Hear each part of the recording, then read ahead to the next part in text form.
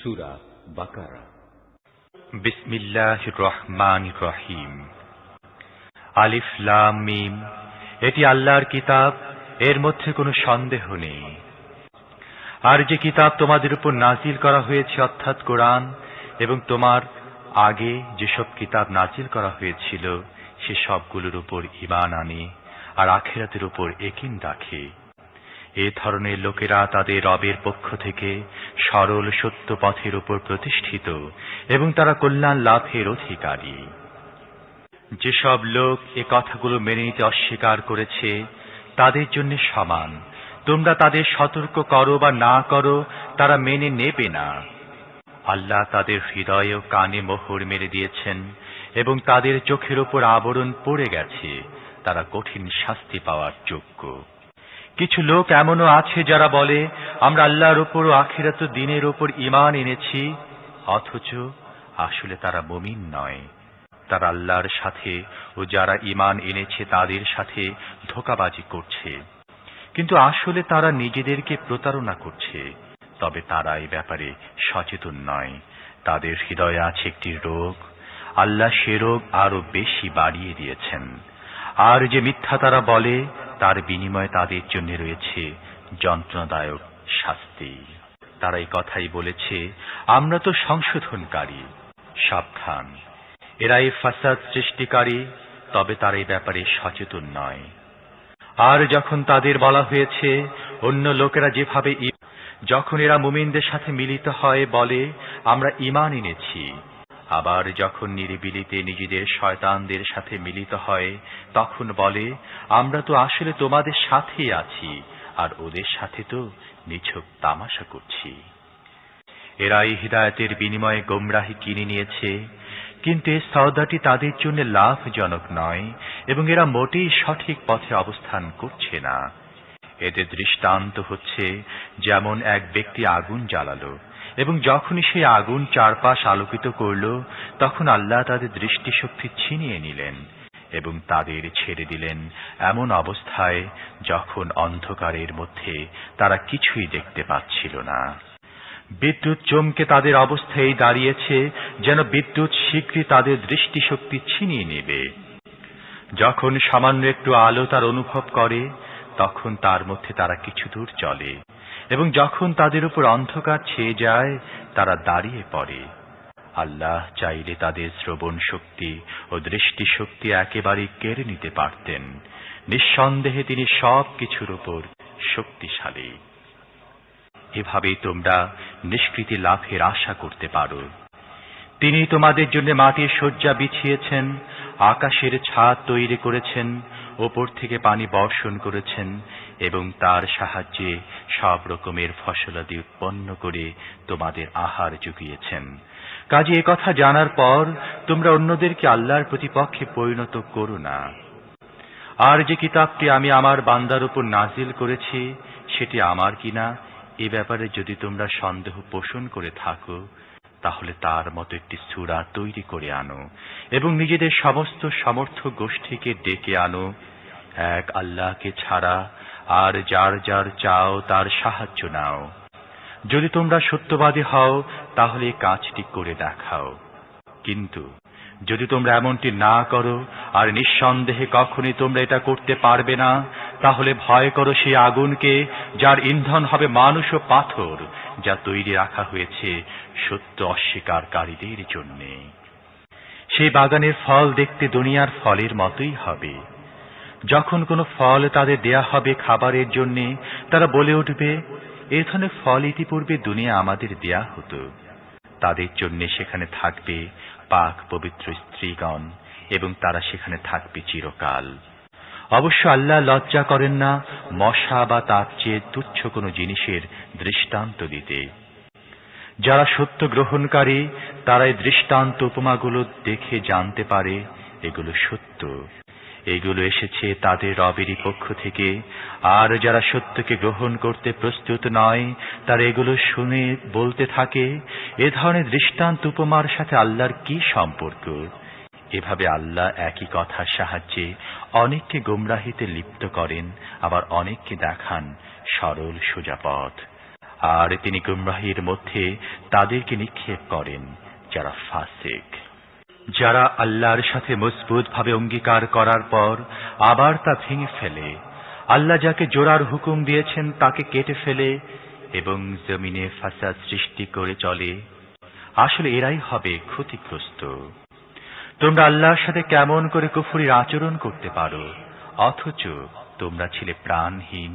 তিনি তোমাদের জীবন দান করেছেন, অতঃপর তিনি তোমাদের প্রাণ হরণ করবেন এবং অতঃপর তিনি তোমাদের জীবন দান করবেন। তারপর তারই দিকে তোমাদের ফিরে যেতে হবে।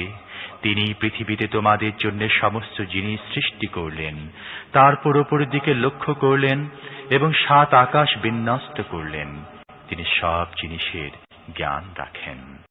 তারা বলল, আপনি কি পৃথিবীতে এমন কাউকে নিযুক্ত করতে চান যে সেখানকার ব্যবস্থাপনাকে বিপর্যস্ত করবে এবং রক্তপাত করবে? আপনার প্রশংসা ও স্তুতি সহকারে তসবিহ পাঠ এবং আপনার পবিত্রতা বর্ণনা তো আমরা করেই যাচ্ছি। আল্লাহ বললেন, আমি যা জানি তোমরা তা জানো না। অতঃপর আল্লাহ আদমকে সমস্ত জিনিসের নাম শেখালেন। তারপর সেগুলো পেশ করলেন ফেরেশতাদের সামনে এবং বললেন, যদি তোমাদের ধারণা সঠিক হয়, অর্থাৎ কোন প্রতিনিধি নিযুক্ত করলে ব্যবস্থাপনা বিপর্যস্ত হবে, তাহলে একটু বলো তো দেখি এই জিনিসগুলোর নাম। তারা বলল, ত্রুটিমুক্ত তো একমাত্র আপনারই সত্তা। আমরা তো মাত্র ততটুকুন জ্ঞান রাখি যতটুকু আপনি আমাদের দিয়েছেন। প্রকৃতপক্ষে আপনি ছাড়া আর এমন কোন সত্তা নেই যিনি সবকিছু জানেন ও সবকিছু বোঝেন। তখন আল্লাহ আদমকে বললেন, তুমি ওদেরকে এই জিনিসগুলোর নাম বলে দাও। যখন সে তাদেরকে সেসবের নাম জানিয়ে দিল, তখন আল্লাহ বললেন, আমি না তোমাদের বলেছিলাম আমি আকাশ ও পৃথিবীর এমন সমস্ত নিগূঢ় তত্ত্ব জানি যা তোমাদের অগোচরে রয়ে গেছে? যা কিছু তোমরা প্রকাশ করে থাকো তা আমি জানি, এবং যা কিছু তোমরা গোপন করো তাও আমি জানি। তারপর যখন ফেরেশতাদের হুকুম দিলাম আদমের সামনে নত হও, তখন সবাই অবনত হল, কিন্তু ইবলীস অস্বীকার করল। সে নিজের শ্রেষ্ঠত্বের অহংকারে মেতে উঠল এবং নাফরমানদের অন্তর্ভুক্ত হল। তখন আমরা আদমকে বললাম, তুমিও তোমার স্ত্রী উভয়ই জান্নাতে থাকো এবং এখানে স্বাচ্ছন্দ্যের সাথে ইচ্ছে মতো খেতে থাকো, তবে এই গাছটির কাছে যেও না, অন্যথায় তোমরা দুজন জালেমদের অন্তর্ভুক্ত হয়ে যাবে। শেষ পর্যন্ত শয়তান তাদেরকে সেই গাছটির লোভ দেখিয়ে আমার হুকুমের আনুগত্য থেকে সরিয়ে দিল এবং যে অবস্থার মধ্যে তারা ছিল তা থেকে তাদেরকে বের করে ছাড়ল। আমি আদেশ করলাম, এখন তোমরা সবাই এখান থেকে নেমে যাও। তোমরা একে অপরের শত্রু। তোমাদের একটি নির্দিষ্ট সময় পর্যন্ত পৃথিবীতে অবস্থান করতে ও জীবন অতিবাহিত করতে হবে। তখন আদম তার রবের কাছ থেকে কয়েকটি বাক্য শিখে নিয়ে তওবা করল। তার রব তার সেই তওবা কবুল করে নিলেন, কারণ তিনি বড়ই ক্ষমাশীল ও অনুগ্রহকারী। আমরা বললাম, তোমরা সবাই এখান থেকে নেমে যাও। এরপর যখন আমার পক্ষ থেকে কোনো হিদায়াত তোমাদের কাছে পৌঁছবে, তখন যারা আমার সেই হিদায়াতে অনুসরণ করবে তাদের জন্য থাকবে না কোনো ভয়, দুঃখ, বেদনা। আর যারা একে গ্রহণ করতে অস্বীকৃতি জানাবে এবং আমার আয়াতকে মিথ্যা বলে উড়িয়ে দেবে, তারা হবে আগুনের মধ্যে প্রবেশকারী, সেখানে তারা থাকবে চিরকাল। হে বনী ইসরাইল, আমার সেই নিয়ামতের কথা মনে করো যা আমি তোমাদের দান করেছিলাম। আমার সাথে তোমাদের যে অঙ্গীকার ছিল তা পূর্ণ করো, তাহলে তোমাদের সাথে আমার যে অঙ্গীকার ছিল তা আমি পূর্ণ করব এবং তোমরা একমাত্র আমাকেই ভয় করো। আর আমি যে কিতাব পাঠিয়েছি তার উপর ঈমান আনো। তোমাদের কাছে আগে থেকে যে কিতাব ছিল এটি তার সত্যতা সমর্থনকারী। কাজেই সবার আগে তোমরাই এর অস্বীকারী হইও না। সামান্য দামে আমার আয়াত বিক্রি করো না। আমার গজব থেকে আত্মরক্ষা করো। মিথ্যার রঙে রাঙিয়ে সত্যকে সন্দেহযুক্ত করো না এবং জেনে বুঝে সত্যকে গোপন করার চেষ্টা করো না।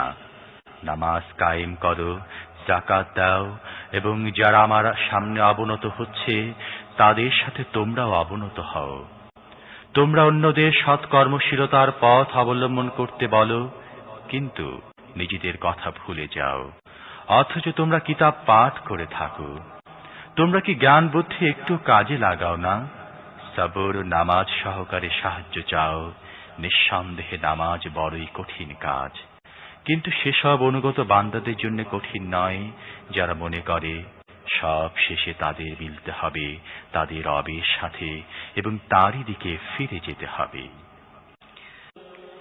হে বনী ইসরাইল, আমার সে নিয়ামতের কথা স্মরণ করো যা আমি তোমাদের দান করেছিলাম, এবং এ কথাটিও যে আমি দুনিয়ার সমস্ত জাতিদের ওপর তোমাদের শ্রেষ্ঠত্ব দান করেছিলাম। আর ভয় করো সেই দিনকে, যেদিন কেউ কারো সামান্যতম কাজে লাগবে না, কারো পক্ষ থেকে সুপারিশ গৃহীত হবে না, বিনিময় নিয়ে কাউকে ছেড়ে দেয়া হবে না, এবং অপরাধীরা কোথাও থেকে সাহায্য লাভ করতে পারবে না। স্মরণ করো সেই সময়ের কথা যখন আমরা ফিরআউনী দলের দাসত্ব থেকে তোমাদের মুক্তি দিয়েছিলাম।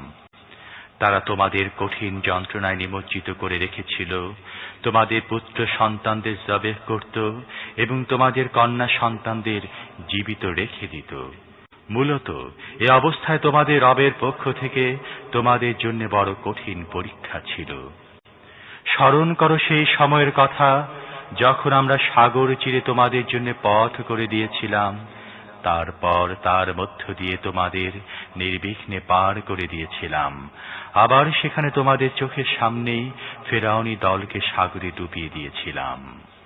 স্মরণ করো সেই সময়ের কথা যখন আমরা মূসাকে 40 দিন রাত্রির জন্য ডেকে নিয়েছিলাম।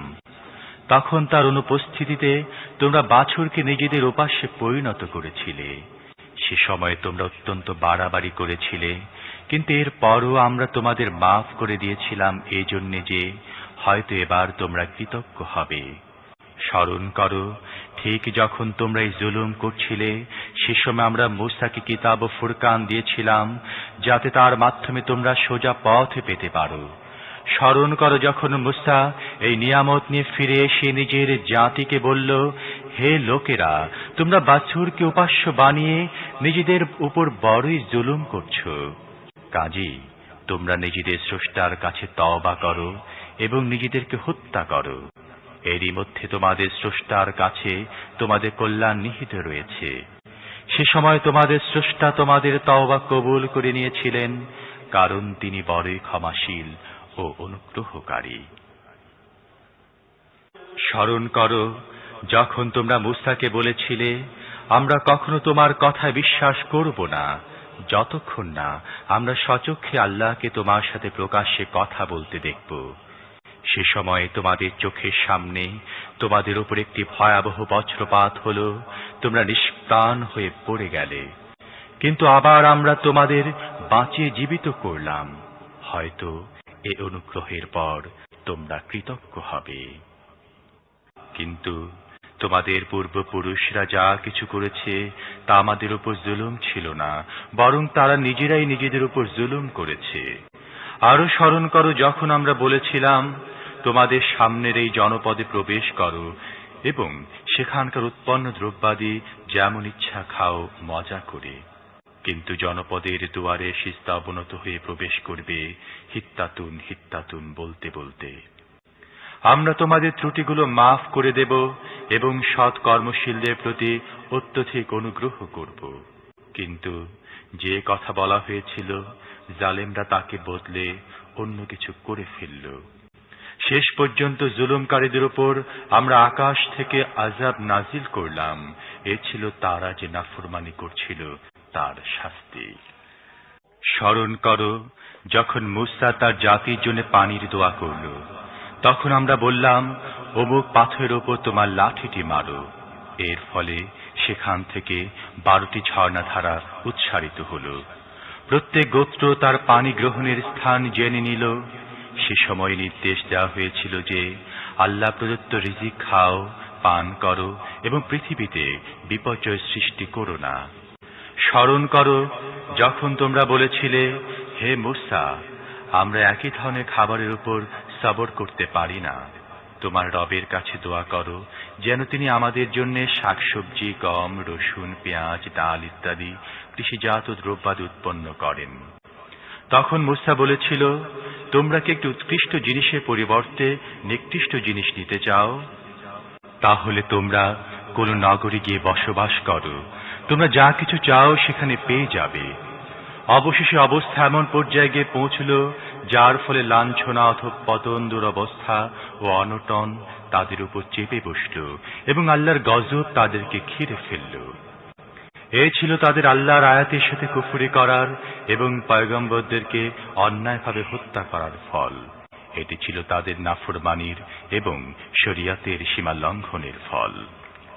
নিশ্চিতভাবে জেনে রাখো, যারা শেষ নবীর প্রতি ঈমান আনে কিংবা ইহুদি, খ্রিস্টান বা সাবি তাদের মধ্য থেকে যে ব্যক্তি আল্লাহ ও শেষ দিনের প্রতি ঈমান আনবে এবং সৎ কাজ করবে, তার প্রতিদান রয়েছে তাদের রবের কাছে এবং তাদের জন্য কোনো ভয় ও মর্মবেদনার অবকাশ নেই। স্মরণ করো সেই সময়ের কথা যখন আমরা তুরকে তোমাদের উপর উঠিয়ে তোমাদের থেকে পাকাপোক্ত অঙ্গীকার নিয়েছিলাম এবং বলেছিলাম যে কিতাব আমরা তোমাদেরকে দিচ্ছি তাকে মজবুতভাবে আঁকড়ে ধরো এবং তার মধ্যে যে সমস্ত নির্দেশ ও বিধান রয়েছে সেগুলো স্মরণ করো। এভাবে আশা করা যেতে পারে যে তোমরা তাকওয়ার পথে চলতে পারবে। কিন্তু এরপর তোমরা নিজেদের অঙ্গীকার ভঙ্গ করলে, তবু আল্লাহর অনুগ্রহ ও তাঁর রহমত তোমাদের সঙ্গ ছাড়েনি, নয়তো তোমরা কবেই ধ্বংস হয়ে যেতে। নিজেদের জাতির সেই সব লোকের ঘটনা তো তোমাদের জানাই আছে যারা শনিবারে বিধান ভেঙেছিল। আমরা তাদের বলে দিলাম, বানর হয়ে যাও এবং এমনভাবে অবস্থান করো যাতে তোমাদের সব দিক থেকে লাঞ্ছনা গঞ্জনা সইতে হয়। এভাবে আমরা তাদের পরিণতিকে সমকালীন লোকদের এবং পরবর্তী বংশধরদের জন্য শিক্ষণীয় এবং যারা আল্লাহকে ভয় করে তাদের জন্য মহান উপদেশে পরিণত করেছি। এরপর স্মরণ করো সেই ঘটনার কথা যখন মূসা তার জাতিকে বলল, আল্লাহ তোমাদের একটি গাভী জবেহ করার হুকুম দিচ্ছেন। তারা বলল, তুমি কি আমাদের সাথে ঠাট্টা করছো? মূসা বলল, নিরেট মূর্খদের মতো কথা বলা থেকে আমি আল্লাহর কাছে আশ্রয়ে যাচ্ছি। তারা বলল, আচ্ছা, তাহলে তোমার রবের কাছে আবেদন করো তিনি যেন সেই গাভীর কিছু বিস্তারিত বিবরণ আমাদের জানিয়ে দেন। মূসা জবাব দিল, আল্লাহ বলছেন, সেটি অবশ্যই এমন একটি গাভী হতে হবে যে বৃদ্ধা নয়, একেবারে ছোট্ট বাছুরটিও নয়, বরং হবে মাঝারি বয়সের। কাজী যেমনটি হুকুম দেয়া হয় ঠিক তেমনটিই করো। আবার তারা বলতে লাগলো, তোমার রবের কাছে আরো জিজ্ঞাসা করো তার রংটি কেমন হবে।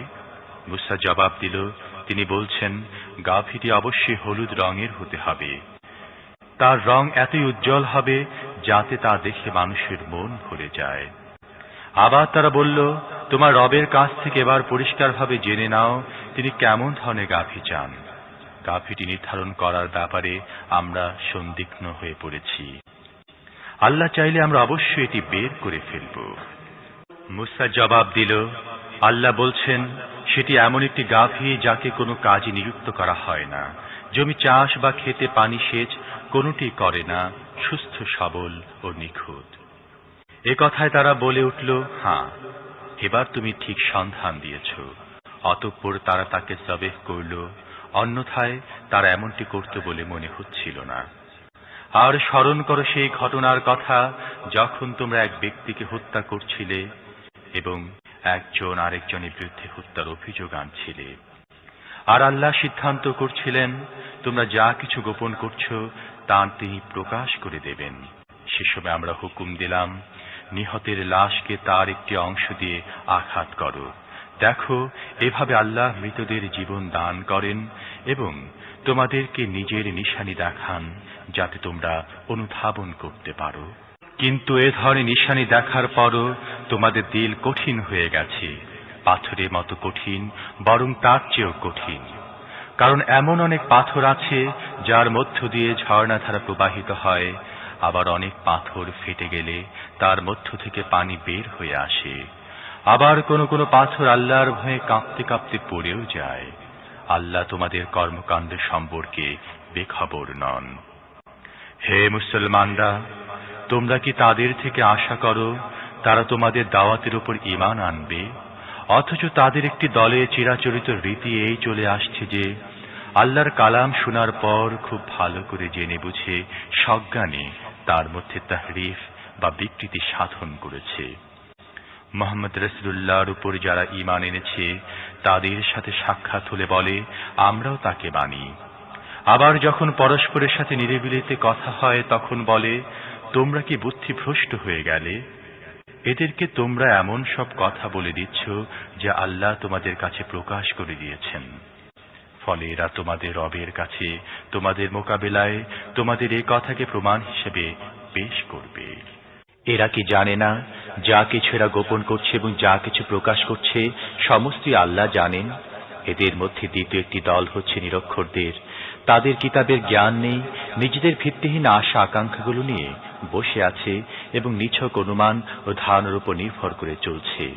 কাজে তাদের জন্য ধ্বংস অবধারিত। যারা সহস্তে শরীয়তের লিখন লেখে তারপর লোকদের বলে এটা আল্লাহর পক্ষ থেকে এসেছে, এভাবে তারা এর বিনিময়ে সামান্য স্বার্থ লাভ করে। তাদের হাতের এই লিখন তাদের ধ্বংসের কারণ এবং তাদের এই উপার্জনও তাদের ধ্বংসের উপকরণ।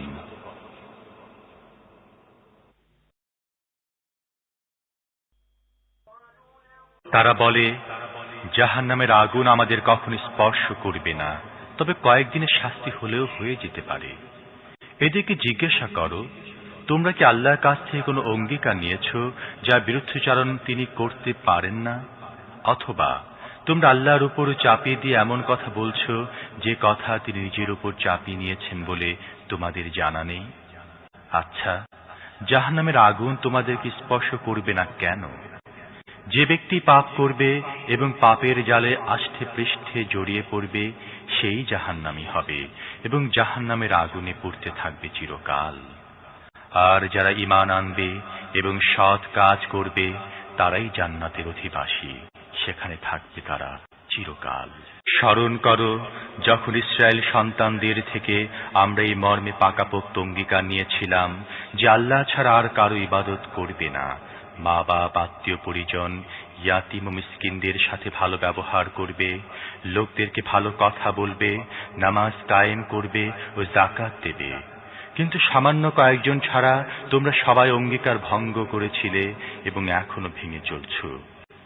আবার স্মরণ করো যখন আমরা তোমাদের থেকে মজবুত অঙ্গীকার নিয়েছিলাম এই মর্মে যে তোমরা পরস্পরের রক্ত প্রবাহিত করবে না এবং একে অন্যকে গৃহ থেকে উচ্ছেদ করবে না। তোমরা এর অঙ্গীকার করেছিলে, তোমরা নিজেরাই এর সাক্ষী।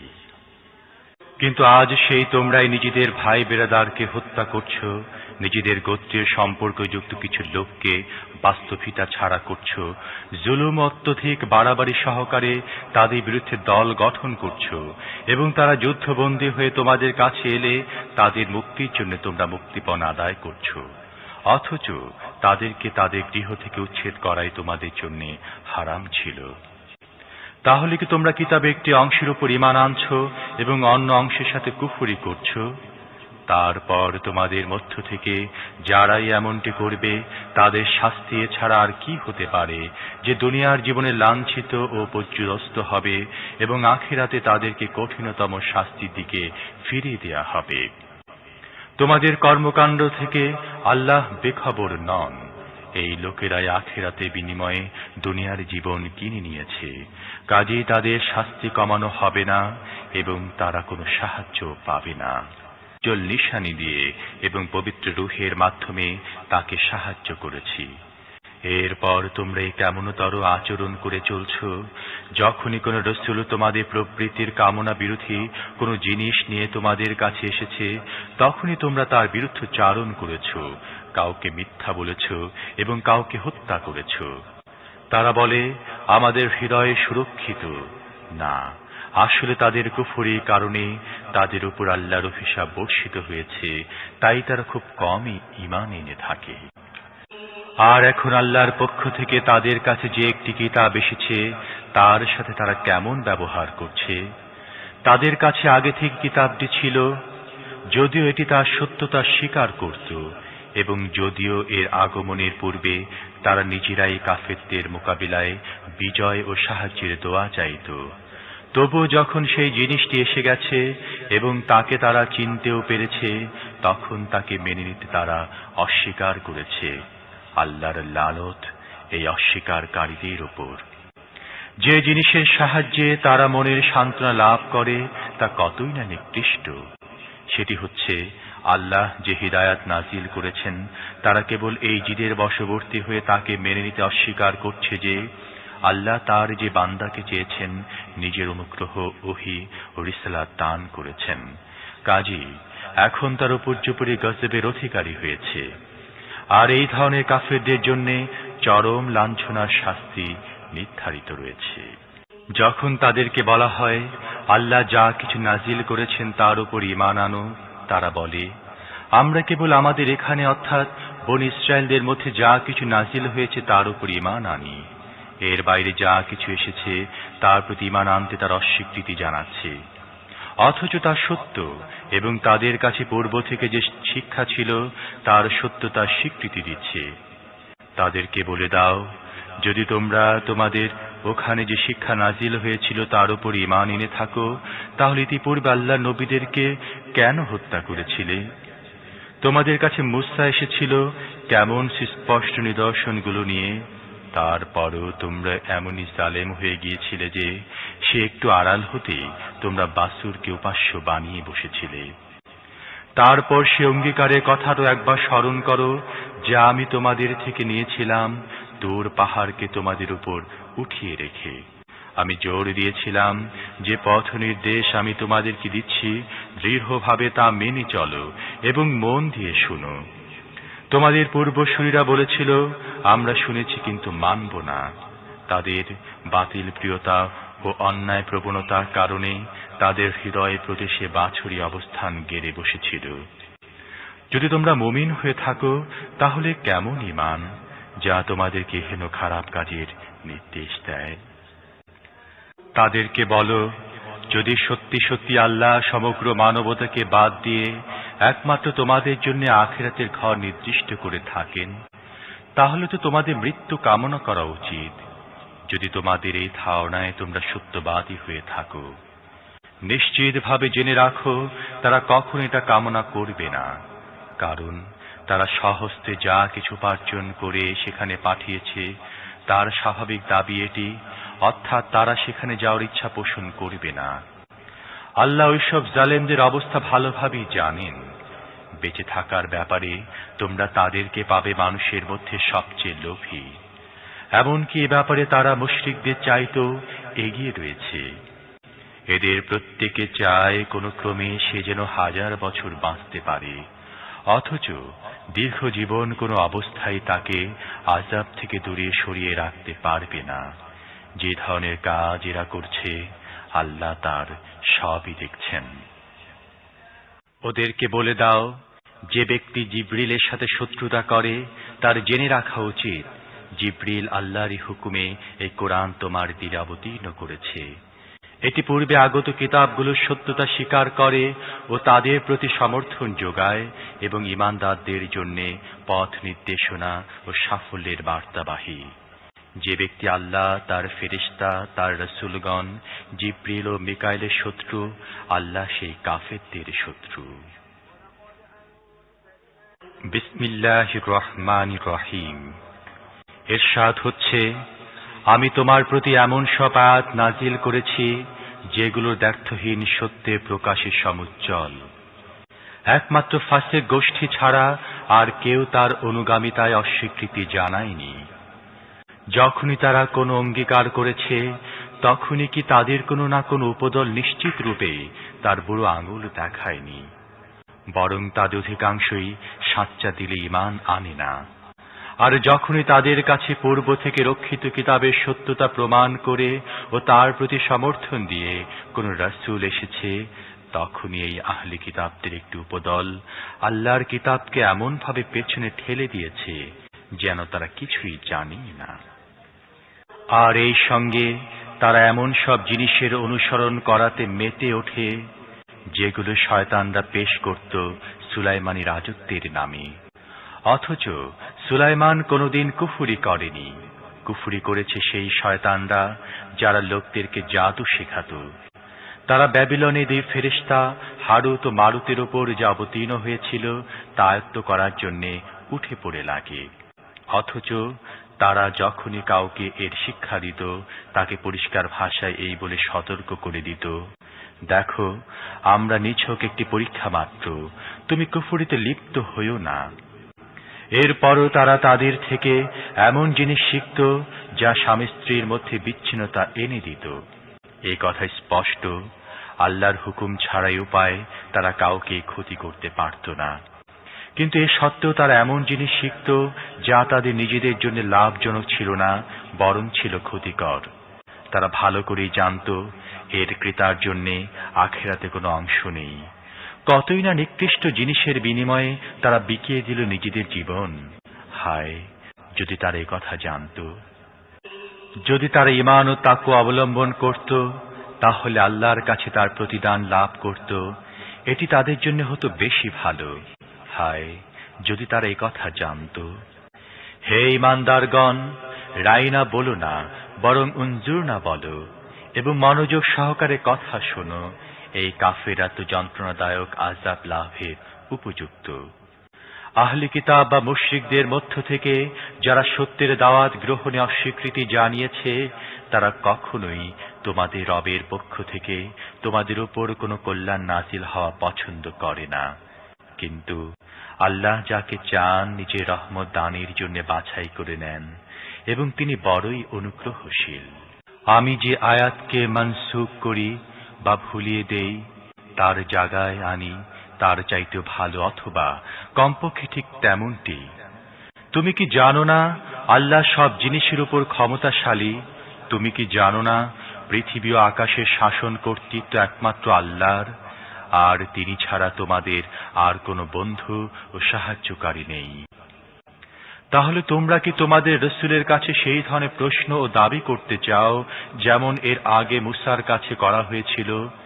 অথচ যে ব্যক্তি ঈমানী নীতিকে কুফরি নীতিতে পরিবর্তিত করেছে, সেই সত্য সঠিক পথ থেকে বিচ্যুত হয়েছে। আহলে কিতাবদের অধিকাংশই তোমাদেরকে কোন ক্রমে ঈমান থেকে আবার কুফরির দিকে ফিরিয়ে নিতে চায়।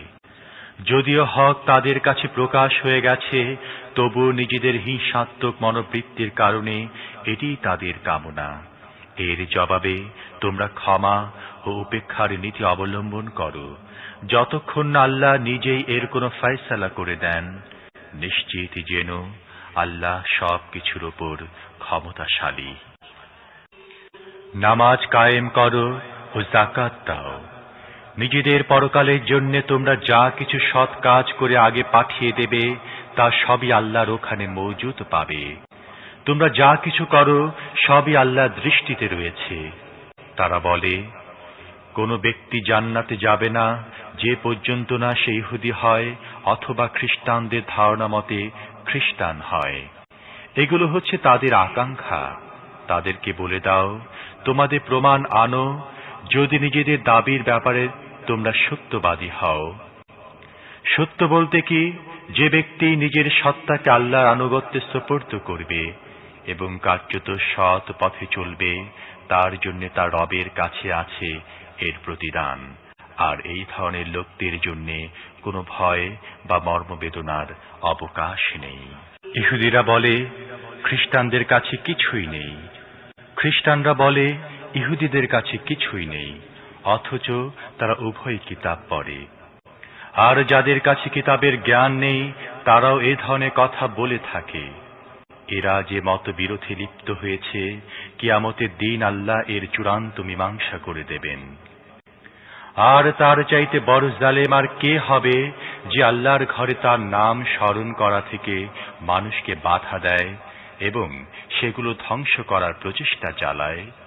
এই ধরনের লোকেরা এসব ইবাদত গৃহে প্রবেশের যোগ্যতা রাখে না, আর যদি কখনো প্রবেশ করে তাহলে ভীত সন্ত্রস্ত অবস্থায় প্রবেশ করতে পারে। তাদের জন্য রয়েছে দুনিয়ায় লাঞ্ছনা এবং আখিরাতে বিরাট শাস্তি। পূর্ব পশ্চিম সব আল্লাহর। তোমরা যেদিকে মুখ ফিরাবে সেদিকে আল্লাহর চেহারা বিরাজমান। আল্লাহ বড়ই ব্যাপকতার অধিকারী এবং তিনি সব কিছু জ্ঞাত। তারা বলে, আল্লাহ কাউকে ছেলে হিসেবে গ্রহণ করেছেন। আল্লাহ পবিত্র এসব কথা থেকে। আসলে পৃথিবী ও আকাশের সমস্ত জিনিসই তার মালিকানাধীন, সবকিছুই তার নির্দেশের অনুগত। তিনি আকাশসমূহ ও পৃথিবীর স্রষ্টা। তিনি যে বিষয়ের সিদ্ধান্ত নেন সে সম্পর্কে কেবলমাত্র হুকুম দেন হও, তাহলেই তা হয়ে যায়। অজ্ঞ লোকেরা বলে, আল্লাহ নিজে আমাদের সাথে কথা বলে না কেন, অথবা কোন নিশানি আমাদের কাছে আসে না কেন? এদের আগের লোকেরাও এমনই ধারা কথা বলতো। এদের সবার আগের ও পরের পথভ্রষ্টদের মানসিকতা একই। দৃঢ় বিশ্বাসীদের জন্য আমরা নিশানি সমূহ স্পষ্ট করে দিয়েছি।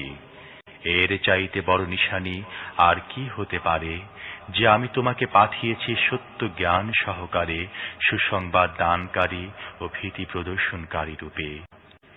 যারা জাহান্নামের সাথে সম্পর্ক জুড়েছে তাদের জন্য তুমি দায়ী নও, এবং তোমাকে জবাবদিহি করতে হবে না।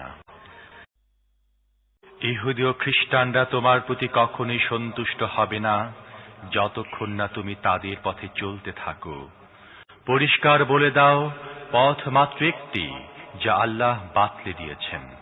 অন্যথায় তোমার কাছে যে জ্ঞান এসেছে তারপরও যদি তুমি তাদের ইচ্ছা ও বাসনা অনুযায়ী চলতে থাকো, তাহলে আল্লাহর পাকড়াও থেকে রক্ষাকারী তোমার কোনো বন্ধু ও সাহায্যকারী থাকবে না। যাদেরকে আমি কিতাব দিয়েছি তারা তাকে যথাযথভাবে পাঠ করে, তারা তার উপর সাচ্চা দিলে ঈমান আনে। আর যারা তার সাথে কুফরির নীতি অবলম্বন করে তারাই আসলে ক্ষতিগ্রস্ত। হে বনী ইসরাইল, তোমাদের আমি যে নিয়ামত দান করেছিলাম এবং বিশ্বের জাতিদের ওপর তোমাদের যে শ্রেষ্ঠত্ব দান করেছিলাম তার কথা স্মরণ করো। আর সেই দিনকে ভয় করো যেদিন কেউ কারো কোনো কাজে আসবে না, কারোর থেকে বিনিময় গ্রহণ করা হবে না, কোনো সুপারিশ মানুষের জন্য লাভজনক হবে না, এবং অপরাধীরা কোথাও কোনো সাহায্য পাবে না। স্মরণ করো যখন ইব্রাহিমকে তার রব কয়েকটি ব্যাপারে পরীক্ষা করলেন, এবং সেসব পরীক্ষায় সে পুরোপুরি উতরে গেল। তখন তিনি বললেন, আমি তোমাকে সকল মানুষের নেতার পদে অধিষ্ঠিত করব।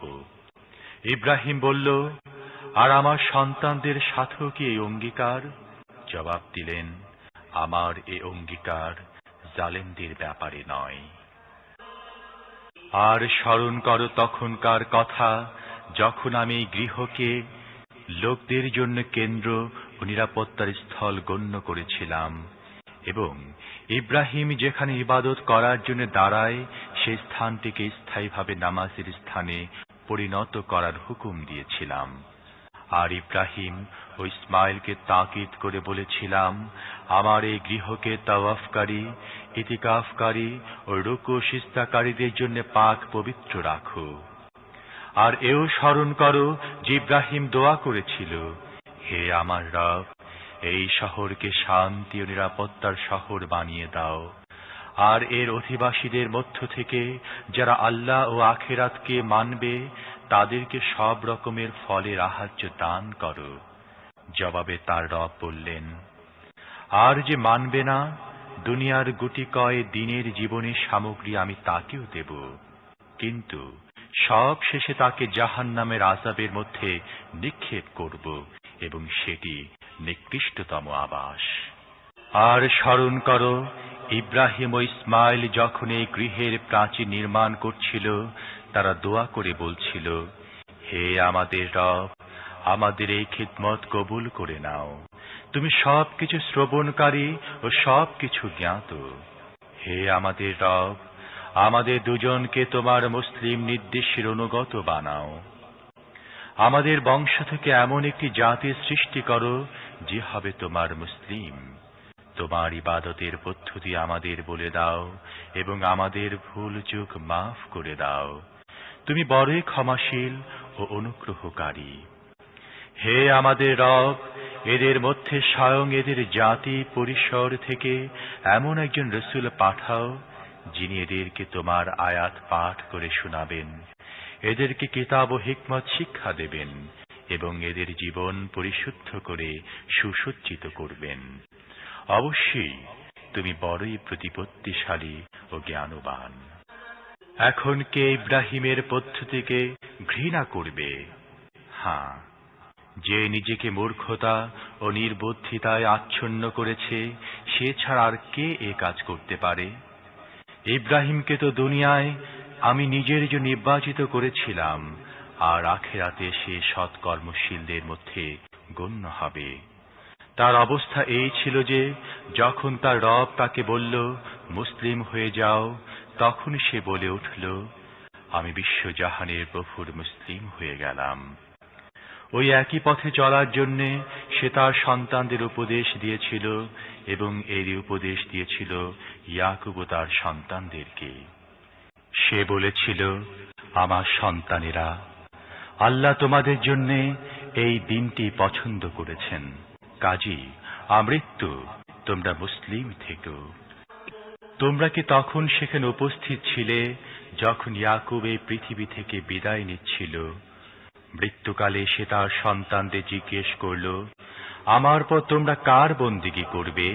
তারা সবাই জবাব দিল, আমরা সে এক আল্লাহর বন্দেগী করব, যাকে আপনি এবং আপনার পূর্বপুরুষ ইব্রাহিম, ইসমাইল ও ইসহাক ইলাহ হিসেবে মেনে এসেছেন, আর আমরা তারই অনুগত মুসলিম। এরা ছিল কিছু লোক, এরা তো অতীত হয়ে গেছে। তারা যা কিছু উপার্জন করেছে তা তাদের নিজেদের জন্যে, আর তোমরা যা উপার্জন করবে তা তোমাদের জন্যে। তারা কি করত সে কথা তোমাদেরকে জিজ্ঞেস করা হবে না। ইহুদিরা বলে, ইহুদি হয়ে যাও, তাহলে সঠিক পথ পেয়ে যাবে। খ্রিস্টানরা বলে, খ্রিস্টান হয়ে যাও, তাহলে হিদায়াত লাভ করতে পারবে। ওদেরকে বলে দাও, না, তা নয়, বরং এসব কিছু ছেড়ে একমাত্র ইব্রাহিমের পদ্ধতি অবলম্বন করো। আর ইব্রাহিম মুশরিকদের অন্তর্ভুক্ত ছিল না। হে মুসলমানরা, তোমরা বলো, আমরা ঈমান এনেছি আল্লাহর প্রতি, যে হিদায়াত আমাদের জন্য নাজিল হয়েছে তার প্রতি, এবং যা ইব্রাহিম, ইসমাইল, ইসহাক, ইয়াকুব ও ইয়াকুবের সন্তানদের প্রতি নাজিল হয়েছিল তার প্রতি, আর যা মুসা, ঈসা ও অন্যান্য সকল নবীদেরকে তাদের রবের পক্ষ থেকে দেয়া হয়েছিল তার প্রতি। তাদের কারোর মধ্যে আমরা কোনো পার্থক্য করি না, আমরা সবাই আল্লাহর অনুগত মুসলিম। তোমরা যেমন ঈমান এনেছ, তারাও যদি ঠিক তেমনি ভাবে ঈমান আনে, তাহলে তারা হিদায়াতের ওপর প্রতিষ্ঠিত বলতে হবে। আর যদি তারা মুখ ফিরিয়ে নেয়, তাহলে সোজা কথায় বলা যায় তারা হঠকারিতার পথ অবলম্বন করেছে। কাজেই নিশ্চিন্ত হয়ে যাও, তাদের মোকাবেলায় তোমাদের সহায়তার জন্য আল্লাহই যথেষ্ট। তিনি সবকিছু শুনেন ও জানেন। বলো, আল্লাহর রং ধারণ করো, আর কার রং তার চেয়ে ভালো, আমরা তো তারই ইবাদতকারী। হে নবী, এদেরকে বলে দাও, তোমরা কি আল্লাহর ব্যাপারে আমাদের সাথে ঝগড়া করছো, অথচ তিনি আমাদের রব এবং তোমাদেরও। আমাদের কাজ আমাদের জন্যে, তোমাদের কাজ তোমাদের জন্যে, আর আমরা নিজেদের ইবাদতকে একমাত্র আল্লাহর জন্যে নির্ধারিত করেছি। অথবা তোমরা কি কথা বলতে চাও যে ইব্রাহিম, ইসমাইল, ইসহাক, ইয়াকুব ও ইয়াকুবের সন্তানরা সবাই ইহুদি বা খ্রিস্টান ছিল? বলো, তোমরা বেশি জানো না আল্লাহ বেশি জানেন? তার চেয়ে বড় জালেম আর কে হতে পারে, যার কাছে আল্লাহর পক্ষ থেকে একটি সাক্ষ্য রয়েছে এবং সে তা গোপন করে চলে। তোমাদের কর্মকাণ্ডের ব্যাপারে আল্লাহ গাফেল নন। তারা ছিল কিছু লোক, তারা আজ আর নেই। তারা যা কিছু উপার্জন করেছিল তা ছিল তাদের নিজেদের জন্যে, আর তোমরা যা উপার্জন করবে তা তোমাদের জন্যে। তাদের কাজের ব্যাপারে তোমাদেরকে জিজ্ঞেস করা হবে না।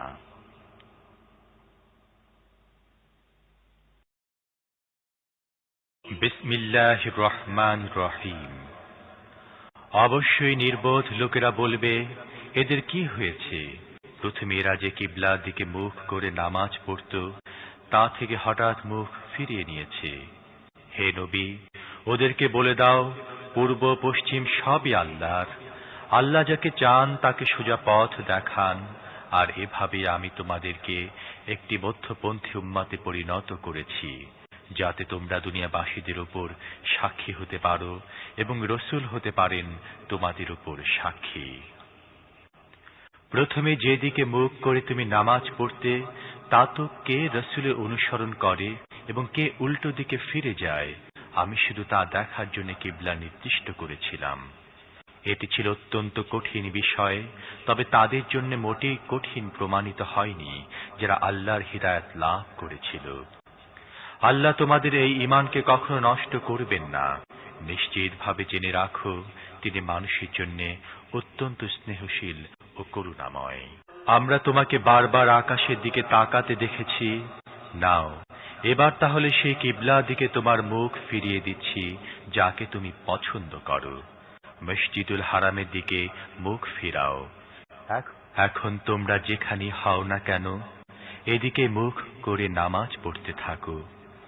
এসব লোক যাদেরকে কিতাব দেয়া হয়েছিল খুব ভালো করে জানে কিবলা পরিবর্তনের এই হুকুমটি এদের রবের পক্ষ থেকে এসেছে এবং এটি একটি যথার্থ সত্য হুকুম। কিন্তু এ সত্ত্বেও এরা যা কিছু করছে, আল্লাহ তা থেকে গাফিল নন। তুমি এই আহলে কিতাবদের কাছে যে কোনো নিশানি আনো না কেন, এরা তোমার কিবলার অনুসারী কখনোই হবে না। তোমাদের পক্ষেও তাদের কিবলার অনুগামী হওয়া সম্ভব নয়, আর এদের কোনো একটি দলও অন্য দলের কিবলার অনুসারী হতে প্রস্তুত নয়। তোমাদের কাছে যে জ্ঞান এসেছে তা লাভ করার পর যদি তোমরা তাদের ইচ্ছা ও বাসনার অনুসারী হও, তাহলে নিঃসন্দেহে তোমরা জালেমদের অন্তর্ভুক্ত হবে। যাদেরকে আমি কিতাব দিয়েছি তারা এই স্থানটিকে, যাকে কিবলা বানানো হয়েছে, এমন ভাবে চেনে যেমন নিজেদের সন্তানদেরকে চেনে। কিন্তু তাদের মধ্য থেকে একটি দল সত্যকে জেনে বুঝে গোপন করছে। এটি নির্দ্বিধায় তোমাদের রবের পক্ষ থেকে আগত একটি চূড়ান্ত সত্য।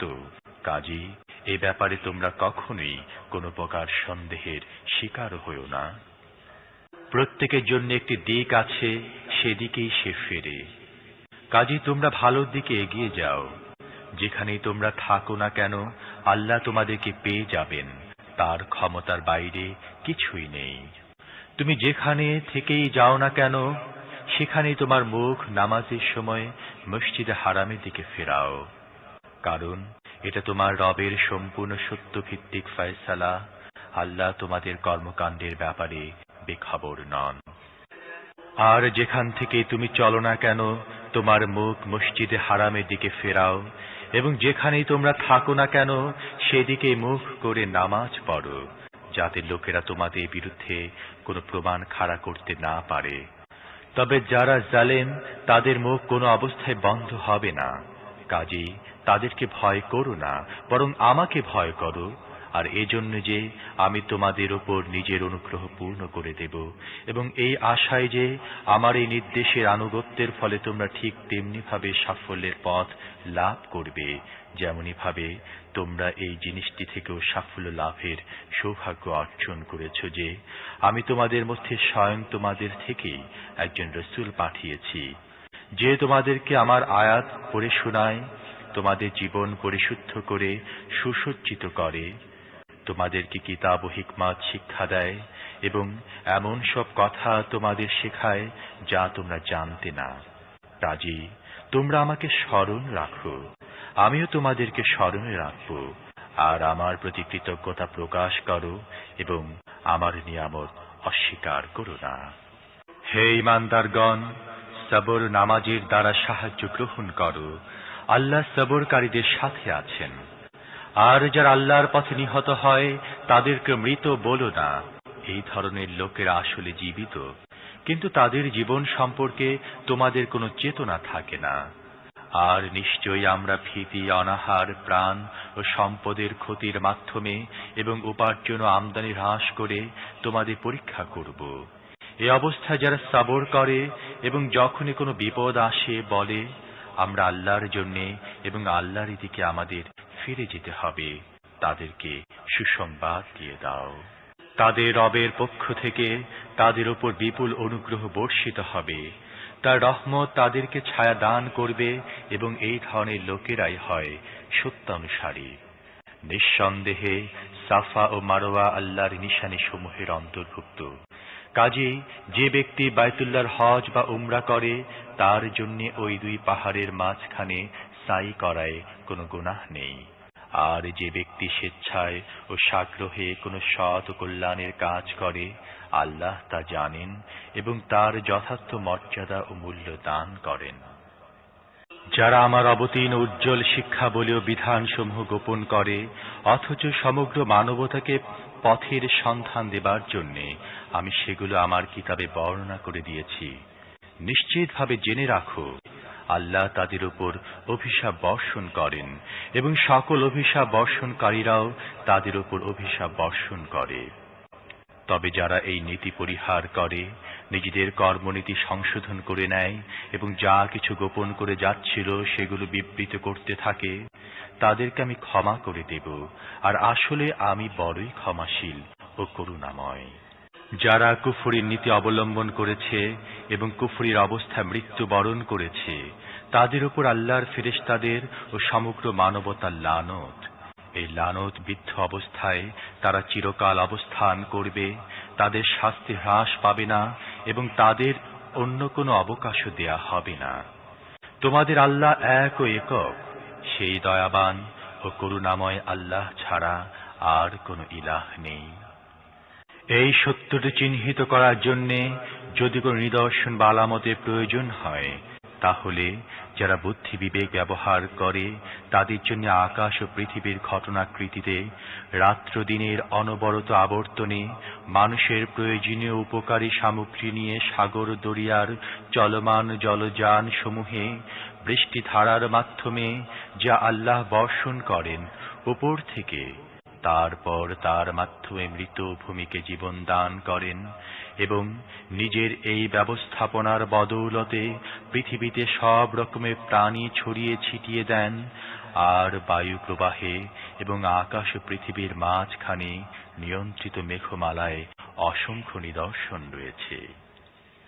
কিন্তু কিছু লোক আল্লাহ ছাড়া অন্যদেরকে তার সমকক্ষ ও প্রতিপক্ষ দাঁড় করায় এবং তাদেরকে এমন ভালোবাসে যেমন আল্লাহকে ভালোবাসা উচিত, অথচ ঈমানদাররা সবচেয়ে বেশি আল্লাহকে ভালোবাসে। হায়, আযাব সামনে দেখে এই জালেমরা যা কিছু অনুধাবন করার, তা যদি আজই অনুধাবন করত, যে সমস্ত শক্তি ও ক্ষমতা একমাত্র আল্লাহর অধীন এবং শাস্তি দেওয়ার ব্যাপারে আল্লাহ অত্যন্ত কঠোর। যখন তিনি শাস্তি দেবেন, তখন এই সমস্ত নেতা ও প্রধান ব্যক্তিরা দুনিয়ায় যাদের অনুসরণ করা হতো, তাদের অনুগামীদের সাথে সম্পর্কহীনতা প্রকাশ করতে থাকবে। কিন্তু শাস্তি তারা পাবে এবং তাদের সমস্ত উপায় উপকরণের ধারা ছিন্ন হয়ে যাবে। আর যেসব লোক দুনিয়ায় তাদের অনুসারী ছিল, তারা বলতে থাকবে, হায়, যদি আমাদের আরেকবার সুযোগ দেয়া হতো, তাহলে আজ এরা যেমন আমাদের সাথে সম্পর্কহীনতা প্রকাশ করছে, তেমনি আমরাও এদের সাথে সম্পর্কহীন হয়ে দেখিয়ে দিতাম।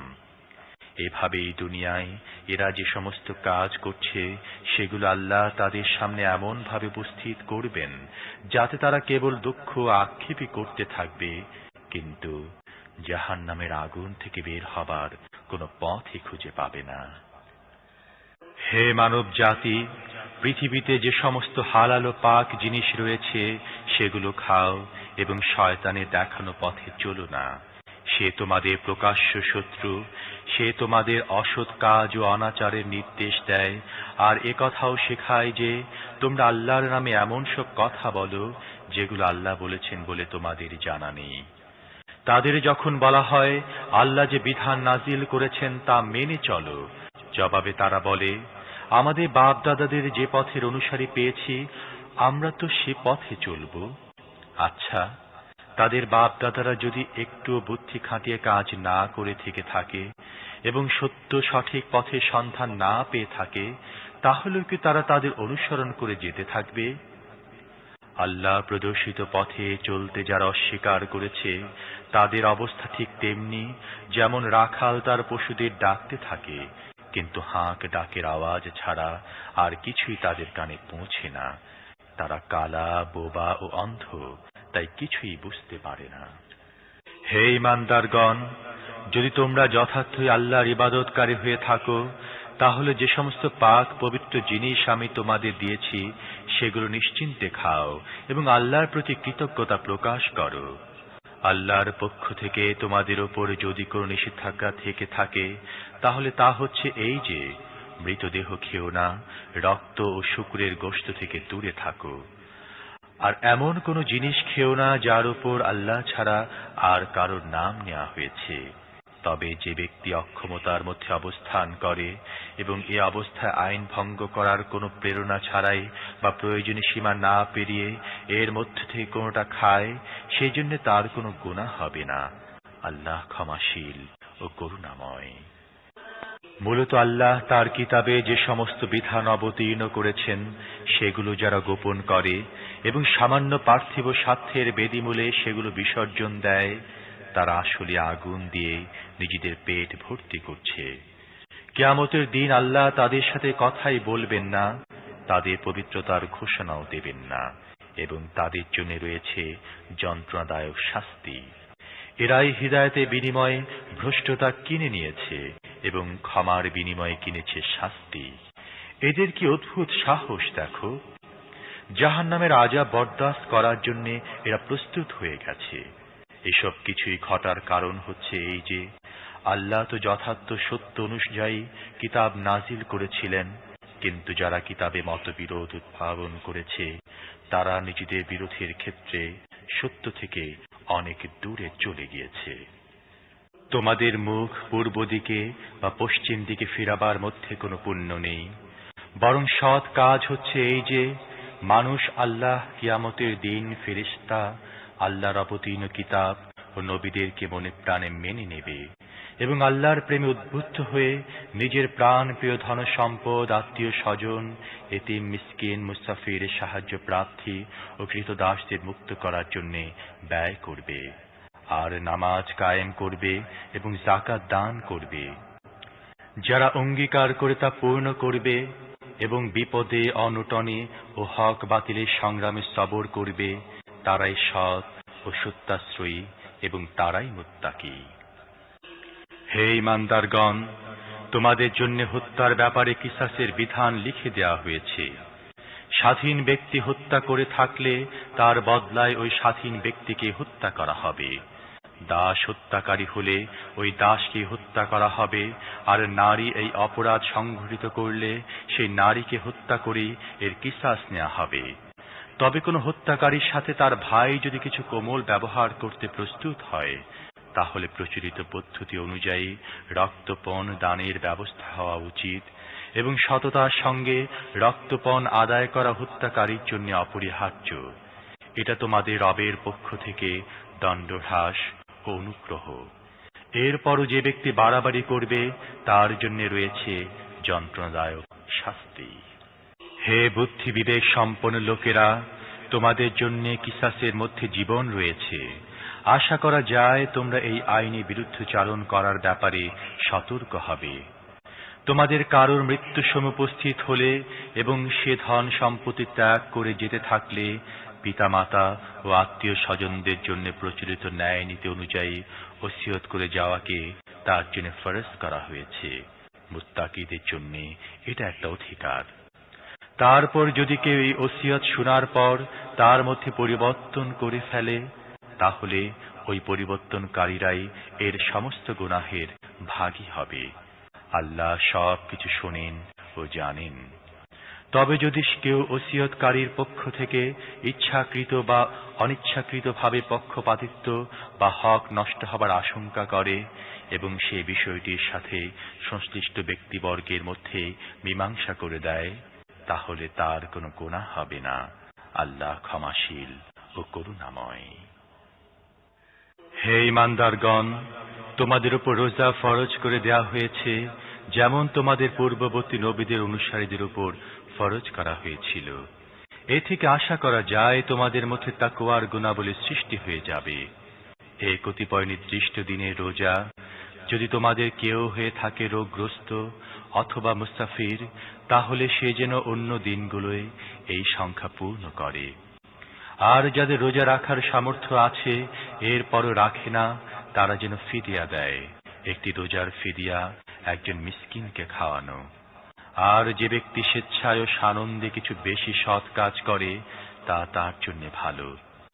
তবে যদি তোমরা সঠিক বিষয় অনুধাবন করে থাকো তাহলে তোমাদের জন্য রোজা রাখাই ভালো। রমজানের মাস, এ মাসে কোরআন নাজিল করা হয়েছে, যা মানব জাতির জন্য পুরোপুরি হিদায়াত এবং এমন দ্ব্যর্থহীন শিক্ষা সম্বলিত, যা সত্য সঠিক পথ দেখায় এবং হক ও বাতিলের পার্থক্য সুস্পষ্ট করে দেয়। কাজেই এখন থেকে যে ব্যক্তি মাসের সাক্ষাৎ পাবে তার জন্য এই সম্পূর্ণ মাসটিতে রোজা রাখা অপরিহার্য, এবং যে ব্যক্তি রোগগ্রস্ত হয় বা সফরে থাকে সে যেন অন্য দিনগুলি রোজার সংখ্যা পূর্ণ করে। আল্লাহ তোমাদের সাথে যে হিদায়াত দান করেছেন সেই জন্য যেন তোমরা আল্লাহ শ্রেষ্ঠত্ব প্রকাশ করতে ও তার স্বীকৃতি দিতে এবং তার প্রতি কৃতজ্ঞতা প্রকাশ করতে পারো। আর হে নবী, আমার বান্দা যদি তোমার কাছে আমার সম্পর্কে জিজ্ঞাসা করে তাহলে তাদেরকে বলে দাও আমি তাদের কাছেই আছি। যে আমাকে ডাকে আমি তার ডাক শুনি এবং জবাব দেই। কাজী তাদের আমার আহ্বানে সাড়া দেয়া এবং আমার উপর ঈমান আনা উচিত। এই কথা তুমি তাদের শুনিয়ে দাও, হয়তো সত্য সরল পথের সন্ধান পাবে। রোজার সময় রাতের বেলায় স্ত্রীদের কাছে যাওয়া তোমাদের জন্য হালাল করে দেওয়া হয়েছে। তারা তোমাদের পোশাক এবং তোমরা তাদের পোশাক। আল্লাহ জানতে পেরেছেন তোমরা চুপি চুপি নিজেরাই নিজেদের সাথে বিশ্বাসঘাতকতা করছিলে, কিন্তু তিনি তোমাদের অপরাধ মাফ করে দিয়েছেন এবং তোমাদের ক্ষমা করেছেন। এখন তোমরা নিজেদের স্ত্রীদের সাথে রাত্রি বাস করো এবং যে স্বাদ আল্লাহ তোমাদের জন্য বৈধ করে দিয়েছেন তা গ্রহণ করো, আর পানাহার করতে থাকো যতক্ষণ না রাত্রির কালো রেখার বুক চিরে প্রভাতের সাদা রেখা সুস্পষ্টভাবে দৃষ্টিগোচর হয়। তখন এসব কাজ ত্যাগ করে রাত পর্যন্ত নিজের রোজা পূর্ণ করো। আর যখন তোমরা মসজিদে ইতিকাফে বসো তখন স্ত্রীদের সাথে সহবাস করো না। এগুলো আল্লাহ নির্ধারিত সীমারেখা, এর ধারে কাছেও যেও না। এভাবে আল্লাহ তার বিধান লোকদের জন্য সুস্পষ্টভাবে বর্ণনা করেন। আশা করা যায় এর ফলে তারা ভুল কর্মনীতি গ্রহণ করা থেকে বিরত থাকবে। আর তোমরা নিজেদের মধ্যে একে অন্যের সম্পদ অবৈধ পদ্ধতিতে খেও না, এবং শাসকদের সামনেও এগুলোকে এমন কোন উদ্দেশ্যে পেশ করো না যার ফলে ইচ্ছাকৃতভাবে তোমরা অন্যের সম্পদের কিছু অংশ খাওয়ার সুযোগ পেয়ে যাও। লোকেরা তোমাকে চাঁদ ছোট বড় হওয়ার ব্যাপারে জিজ্ঞাসা করছে, বলে দাও এটা হচ্ছে লোকদের জন্য তারিখ নির্ণয় ও হজের আলামত। তাদেরকে আরো বলে দাও তোমাদের পেছন দিক দিয়ে গৃহে প্রবেশ করার মধ্যে কোনো নেকি নেই। আসলে নেকি রয়েছে আল্লাহর অসন্তুষ্টি থেকে বাঁচার মধ্যেই। কাজী তোমরা দরজা পথেই নিজেদের গৃহে প্রবেশ করো, তবে আল্লাহকে ভয় করতে থাকো, হয়তো তোমরা সাফল্য লাভে সক্ষম হবে। আর তোমরা আল্লাহর পথে তাদের সাথে যুদ্ধ করো যারা তোমাদের সাথে যুদ্ধ করে, কিন্তু বাড়াবাড়ি করো না, কারণ যারা বাড়াবাড়ি করে আল্লাহ তাদের পছন্দ করেন না। তাদের সাথে যেখানেই তোমাদের মোকাবেলা হয় তোমরা যুদ্ধ করো এবং তাদের উৎখাত করো যেখান থেকে তারা তোমাদেরকে উৎখাত করেছে। কারণ হত্যা যদিও খারাপ, ফিতনা তার চেয়েও বেশি খারাপ। আর মসজিদে হারামের কাছে যতক্ষণ তারা তোমাদের সাথে যুদ্ধ না করে তোমরাও যুদ্ধ করো না, কিন্তু যদি তারা সেখানে যুদ্ধ করতে সংকোচ বোধ না করে তাহলে তোমরাও নিঃসংকোচে তাদেরকে হত্যা করো, কারণ এটাই এই ধরনের কাফেরদের যোগ্য শাস্তি। তারপর যদি তারা বিরত হয় তাহলে জেনে রাখো আল্লাহ ক্ষমাশীল ও অনুগ্রহকারী। তোমরা তাদের সাথে যুদ্ধ করতে থাকো যতক্ষণ না ফিতনা নির্মূল হয়ে যায় এবং দিন একমাত্র আল্লাহর জন্য নির্দিষ্ট হয়ে যায়। তারপর যদি তারা বিরত হয় তাহলে জেনে রাখো, জালেমদের ছাড়া আর কারোর উপর হস্তক্ষেপ করা বৈধ নয়। হারাম মাসের বিনিময়ে হারাম মাসই হতে পারে এবং সমস্ত মর্যাদা সমপর্যায়ের বিনিময়ের অধিকারী হবে। কাজেই যে ব্যক্তি তোমার উপর হস্তক্ষেপ করবে, তুমিও তার উপর ঠিক তেমনি ভাবে হস্তক্ষেপ করো। তবে আল্লাহকে ভয় করতে থাকো এবং এই কথা জেনে রাখো যে আল্লাহ তাদের সাথে আছেন যারা তাঁর নির্ধারিত সীমা লঙ্ঘন করা থেকে বিরত থাকে। আল্লাহর পথে ব্যয় করো এবং নিজের হাতে নিজেকে ধ্বংসের মুখে নিক্ষেপ করো না। অনুগ্রহ প্রদর্শনের পথ অবলম্বন করো, কেননা আল্লাহ অনুগ্রহ প্রদর্শনকারীদেরকে ভালোবাসেন। আল্লাহর সন্তুষ্টি অর্জনের জন্য যখন হজ উমরা করার নিয়ত করো তখন তা পূর্ণ করো। আর যদি কোথাও আটকা পড়ে থাকো তাহলে যে কুরবানি তোমাদের আয়ত্তাধীন হয় তাই আল্লাহর উদ্দেশ্যে পেশ করো। আর কুরবানি তার নিজের জায়গায় পৌঁছে না যাওয়া পর্যন্ত তোমরা নিজেদের মাথা মুন্ডন করো না। তবে যে ব্যক্তি রোগগ্রস্ত হয় অথবা যার মাথায় কোনো কষ্ট থাকে এবং সেজন্য মাথা মুন্ডন করে, তাহলে তার ফিদিয়া হিসেবে রোজা রাখা বা সাদকা দেয়া অথবা কুরবানি করা উচিত।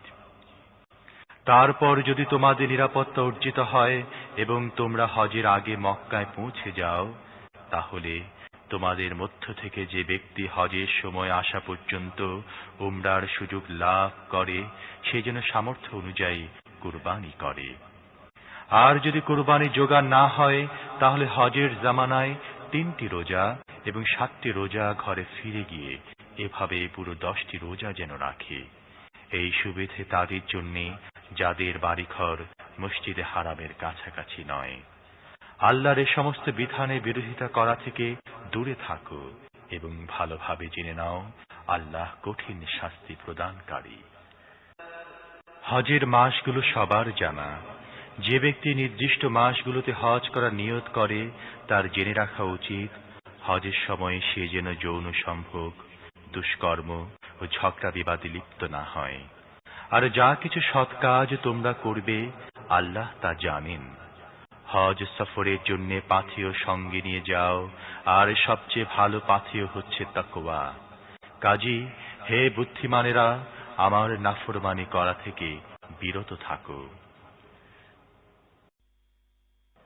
আর হজের সাথে সাথে তোমরা যদি তোমাদের রবের অনুগ্রহের সন্ধান করতে থাকো তাহলে তাতে কোনো দোষ নেই। তারপর আরাফাত থেকে অগ্রসর হয়ে মাশআরুল হারাম মুজদালিফার কাছে থেকে আল্লাহকে স্মরণ করো এবং এমন ভাবে স্মরণ করো যেভাবে স্মরণ করার জন্য তিনি তোমাদের নির্দেশ দিয়েছেন। নয়তো ইতিপূর্বে তোমরা তো ছিলে পথভ্রষ্টদের অন্তর্ভুক্ত।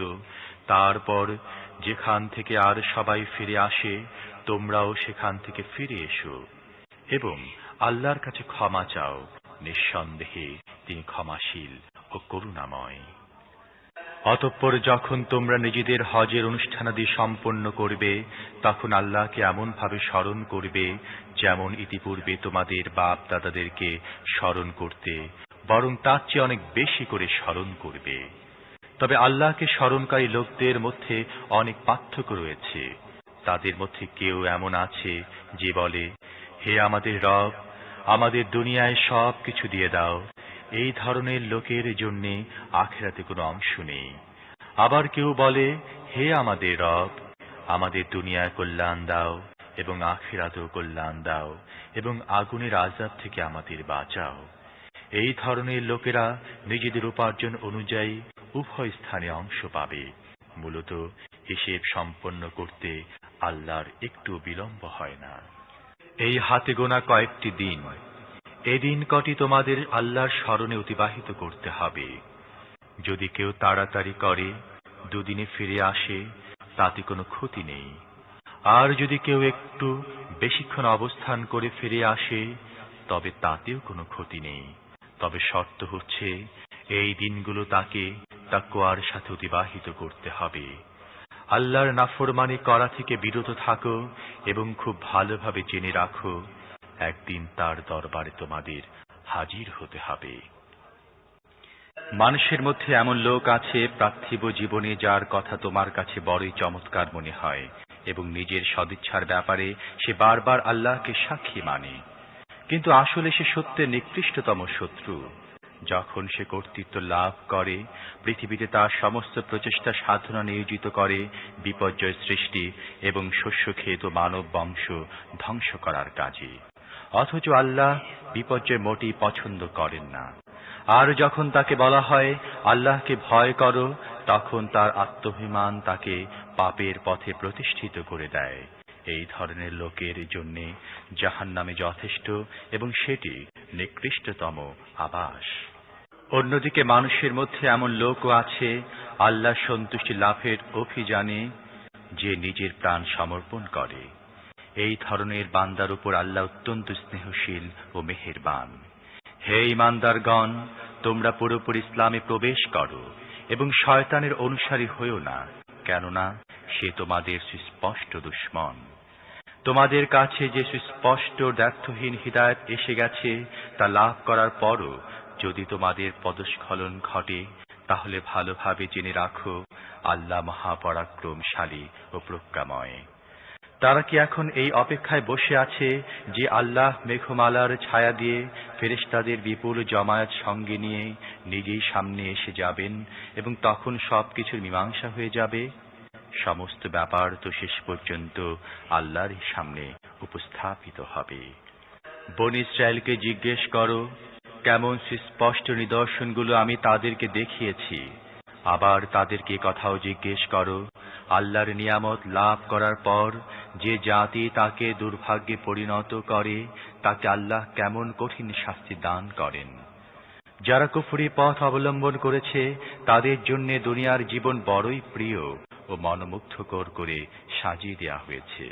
এ ধরনের লোকেরা ঈমানের পথ অবলম্বনকারীদেরকে বিদ্রূপ করে, কিন্তু কিয়ামতের দিন তাকওয়া অবলম্বনকারীরাই তাদের মোকাবেলায় উন্নত মর্যাদায় আসীন হবে। আর দুনিয়ার জীবিকার ক্ষেত্রে আল্লাহ যাকে ইচ্ছা অপরিমিত দান করে থাকেন। প্রথমে সব মানুষ একই পথের অনুসারী ছিল, তারপর এ অবস্থা পরিবর্তিত থাকেনি, তাদের মধ্যে মতভেদের সূচনা হয়। তখন আল্লাহ নবী পাঠান। তারা ছিলেন সত্য সঠিক পথের অনুসারীদের জন্য সুসংবাদদাতা এবং অসত্য ও বেঠিক পথ অবলম্বনে পরিণতির ব্যাপারে ভীতি প্রদর্শনকারী। আর তাদের সাথে সত্য কিতাব পাঠান, যাতে সত্য সম্পর্কে তাদের মধ্যে যে মতভেদ দেখা দিয়েছিল তার মীমাংসা করা যায়। এবং প্রথমে তাদেরকে সত্য সম্পর্কে জানিয়ে দেয়া হয়নি বলে এ মতভেদগুলো সৃষ্টি হয়েছিল তা নয়, মতভেদ তারাই করেছিল যাদেরকে সত্যের জ্ঞান দান করা হয়েছিল। তারা সুস্পষ্ট পথ নির্দেশ লাভ করার পরও কেবলমাত্র পরস্পরের উপর বাড়াবাড়ি করতে চাচ্ছিল বলেই সত্য পরিহার করে বিভিন্ন পথ উদ্ভাবন করে। কাজেই যারা নবীদের উপর ঈমান এনেছে তাদেরকে আল্লাহ নিজের ইচ্ছাক্রমে সেই সত্যের পথ দেখিয়ে দিয়েছেন যে ব্যাপারে লোকেরা মতবিরোধ করেছিল। আল্লাহ যাকে চান সত্য সঠিক পথ দেখিয়ে দেন। তোমরা কি মনে করেছ এমনিতেই তোমরা জান্নাতে প্রবেশ করে যাবে, অথচ তোমাদের আগে যারা ঈমান এনেছিল তাদের উপর যা কিছু নেমে এসেছিল এখনো তোমাদের উপর সেসব নেমে আসেনি। তাদের উপর নেমে এসেছিল কষ্ট, ক্লেশ ও বিপদ মুসিবত, তাদেরকে প্রকম্পিত করা হয়েছিল। এমনকি সমকালীন রাসূল এবং তার সাথে যারা ঈমান এনেছিল তারা চিৎকার করে বলে উঠেছিল, আল্লাহর সাহায্য কবে আসবে? তখন তাদেরকে এই বলে সান্ত্বনা দেয়া হয়েছিল, অবশ্যই আল্লাহর সাহায্য নিকটেই। লোকেরা জিজ্ঞেস করছে, আমরা কি ব্যয় করব?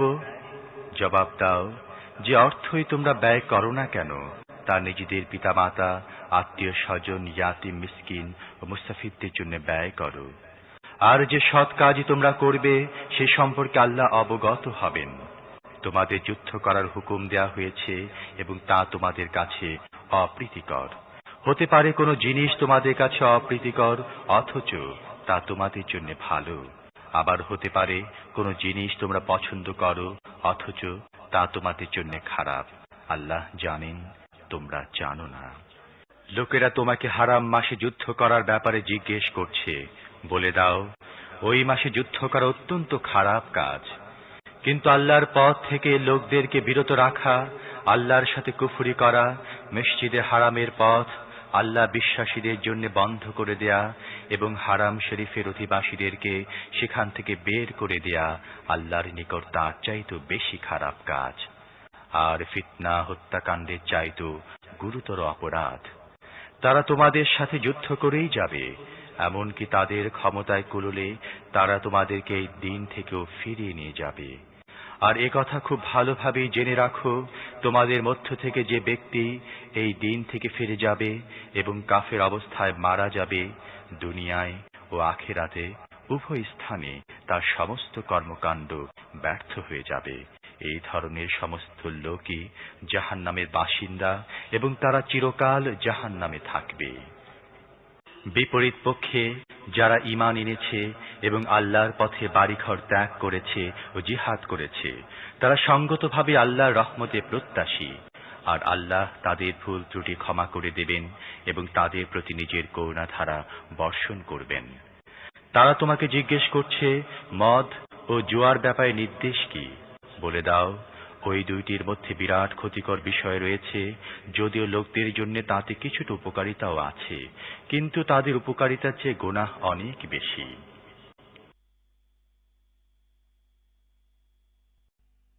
বিপরীত পক্ষে যারা ঈমান এনেছে এবং আল্লাহর পথে বাড়িঘর ত্যাগ করেছে ও জিহাদ করেছে, তারা সঙ্গতভাবে আল্লাহর রহমতে প্রত্যাশী।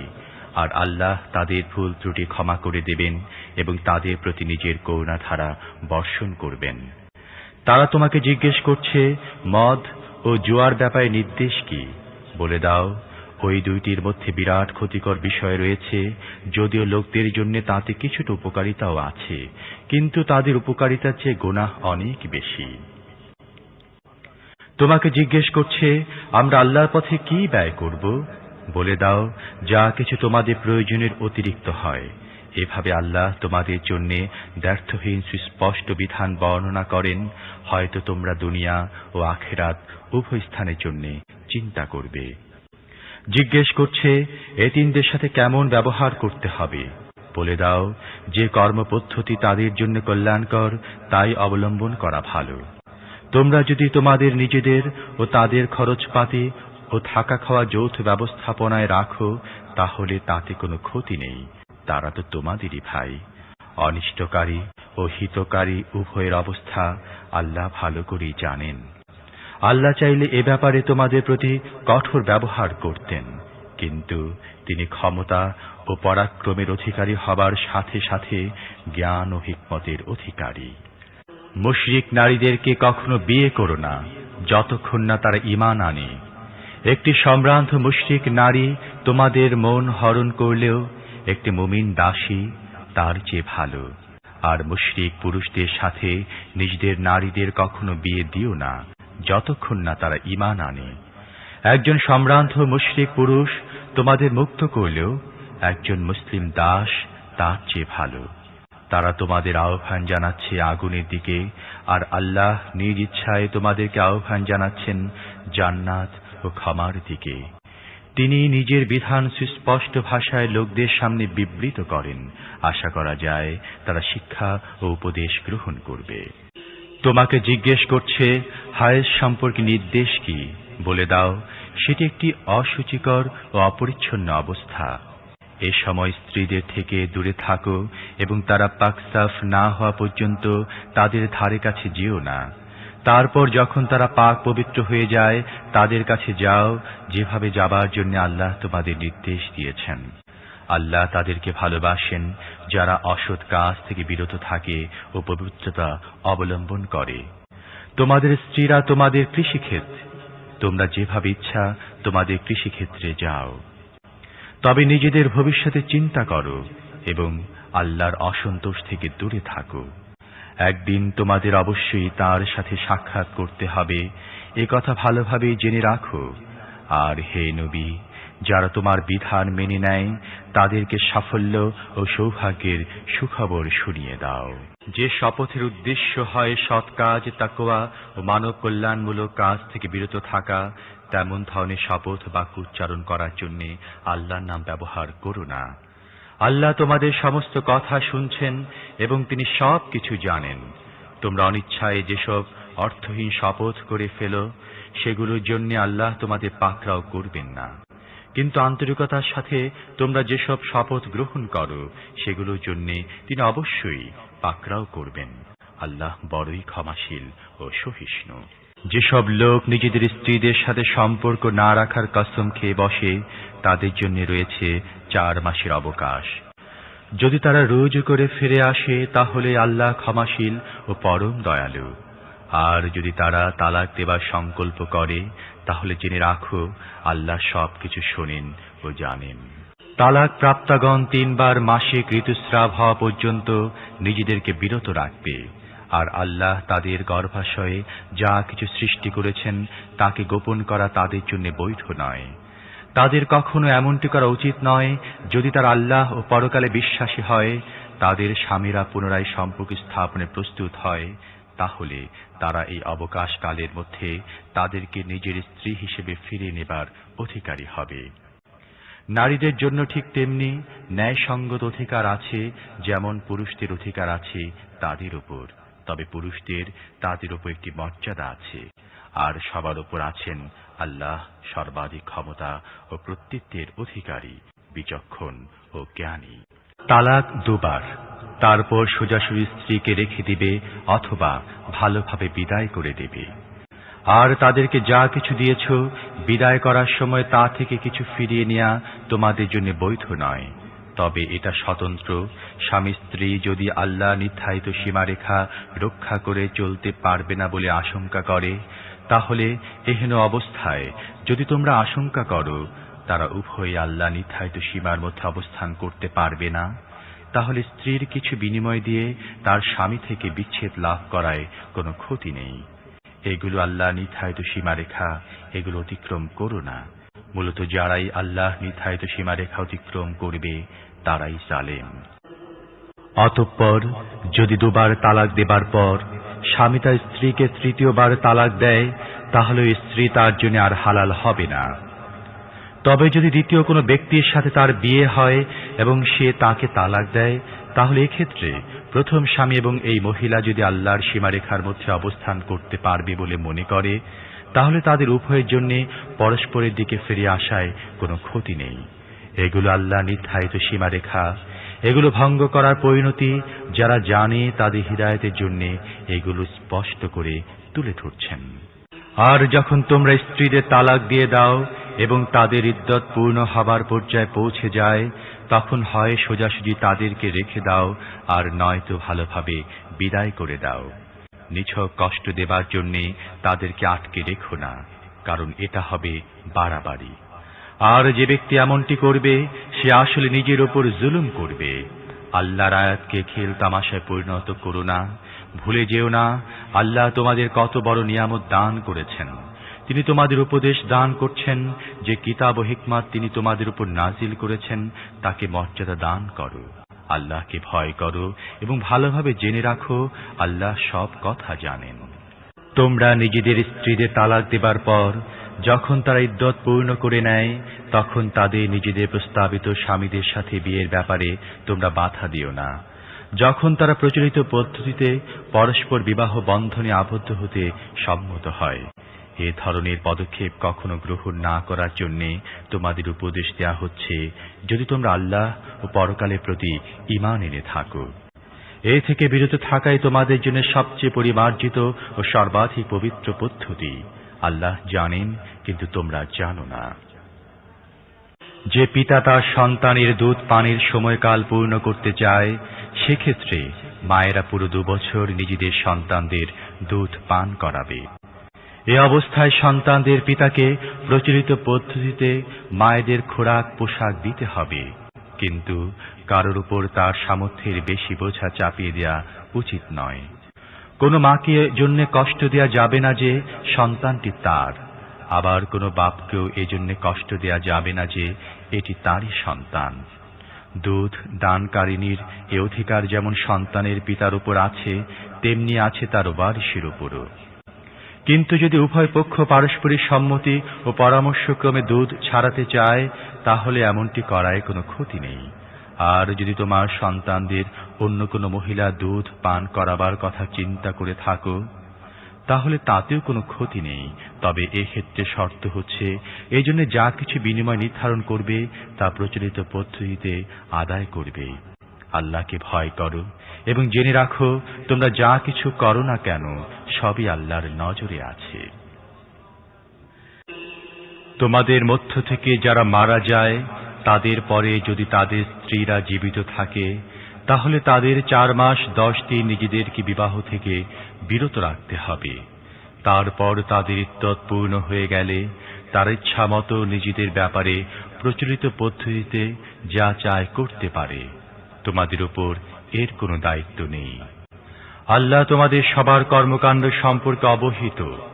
ইদ্যতকালে তোমরা এই বিধবাদেরকে বিয়ে করার ইচ্ছা ইশারা ইঙ্গিতে প্রকাশ করলে অথবা মনের গোপন কোণে লুকিয়ে রাখলে কোনো ক্ষতি নেই।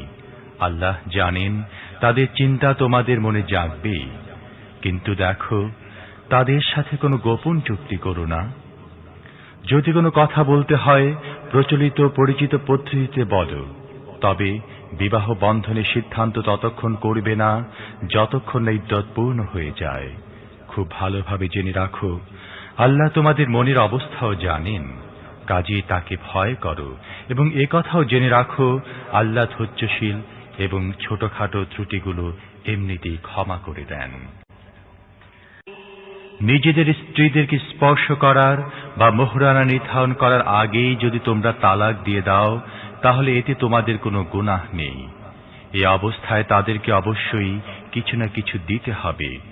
সচ্ছল ব্যক্তি তার সাধ্য মতো এবং দরিদ্রতার সংস্থান অনুযায়ী প্রচলিত পদ্ধতিতে দেবে। সৎ লোকদের ওপর এটি একটি অধিকার। আর যদি তাদেরকে স্পর্শ করার আগেই তোমরা তালাক দিয়ে দাও, কিন্তু মোহরানা নির্ধারিত হয়ে গিয়ে থাকে, তাহলে এই অবস্থায় মোহরানার অর্ধেক তাদেরকে দিতে হবে। স্ত্রী যদি নরম নীতি অবলম্বন করে এবং মোহরানা না নেয়, অথবা সেই ব্যক্তি নরম নীতি অবলম্বন করে যার হাতে বিবাহ বন্ধন নিবন্ধন এবং সম্পূর্ণ মোহরানা দিয়ে দেয়, তাহলে সেটা অবশ্য স্বতন্ত্র কথা। আর তোমরা অর্থাৎ পুরুষরা নরম নীতি অবলম্বন করো। এ অবস্থায় এটি তাকওয়ার সাথে অধিকতর সামঞ্জস্যশীল। পারস্পরিক ব্যাপারে তোমরা উদারতা ও সহৃদয়তার নীতি ভুলে যেও না। তোমাদের কার্যাবলী আল্লাহ দেখছেন। তোমাদের নামাজগুলো সংরক্ষণ করো, বিশেষ করে এমন নামাজ যাতে নামাজের সমস্ত গুণের সমন্বয় ঘটেছে। আল্লাহর সামনে এমন ভাবে দাঁড়াও যেমন অনুগত সেবকরা দাঁড়ায়। অশান্তি বা গোলযোগের সময় হলে পায়ে হেঁটে অথবা বাহনে চড়ে যেভাবে সম্ভব নামাজ পড়ো।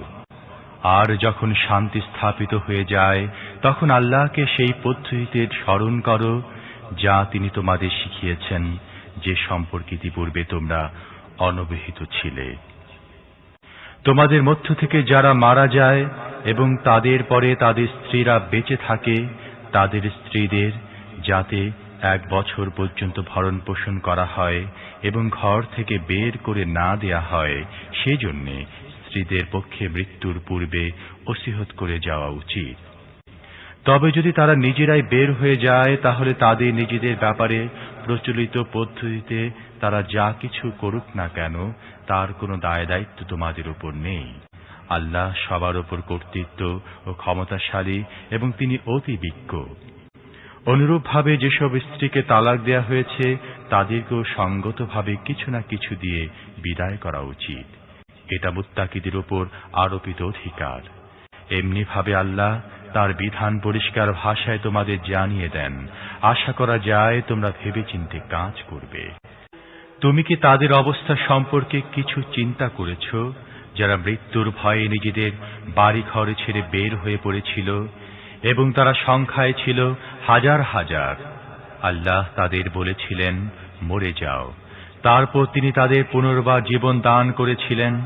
আসলে আল্লাহ মানুষের উপর বড়ই অনুগ্রহকারী, কিন্তু অধিকাংশ লোক কৃতজ্ঞতা প্রকাশ করে না। হে মুসলমানরা, আল্লাহর পথে যুদ্ধ করো এবং ভালোভাবে জেনে রাখো, আল্লাহ শ্রবণকারী ও সর্বজ্ঞ।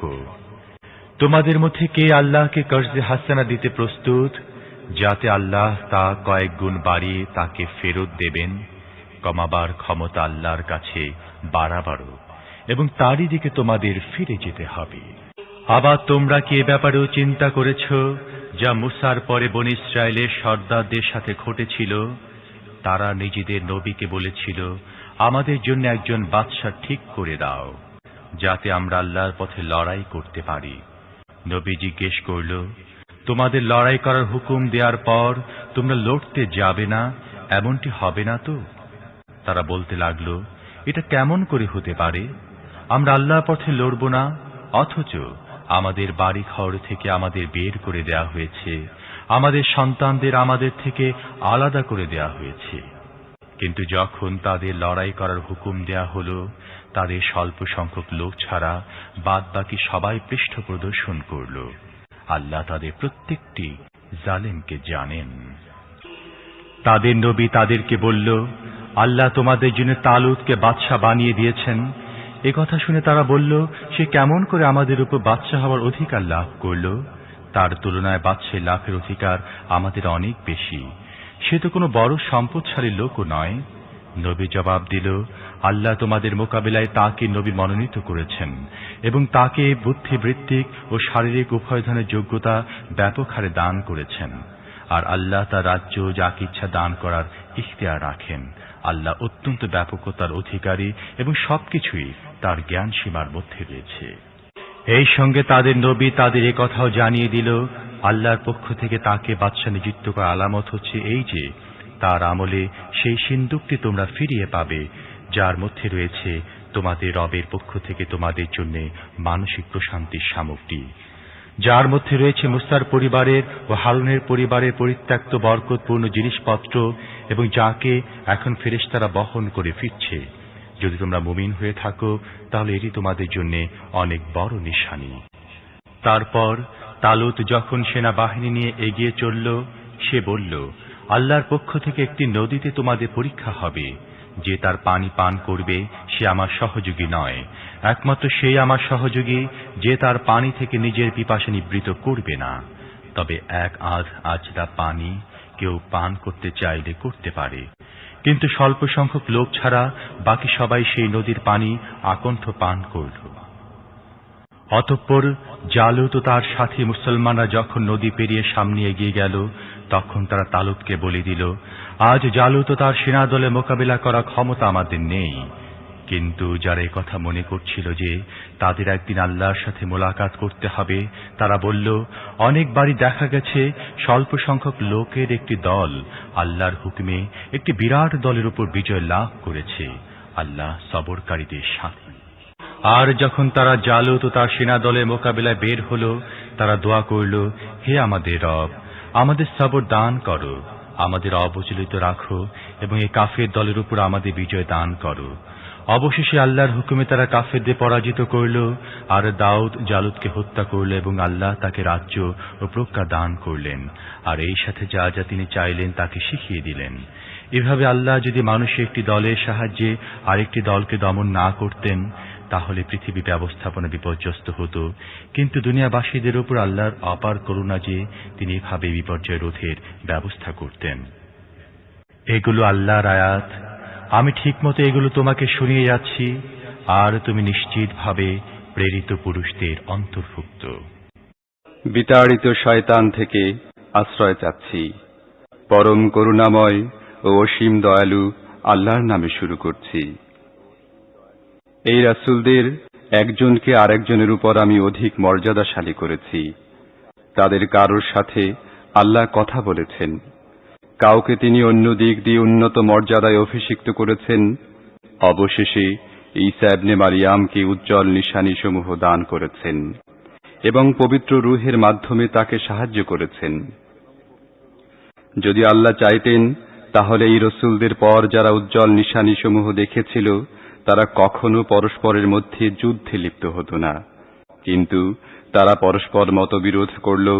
তারপর তাদের মধ্য থেকে কেউ ঈমান আনল আর কেউ কুফরির পথ অবলম্বন করল।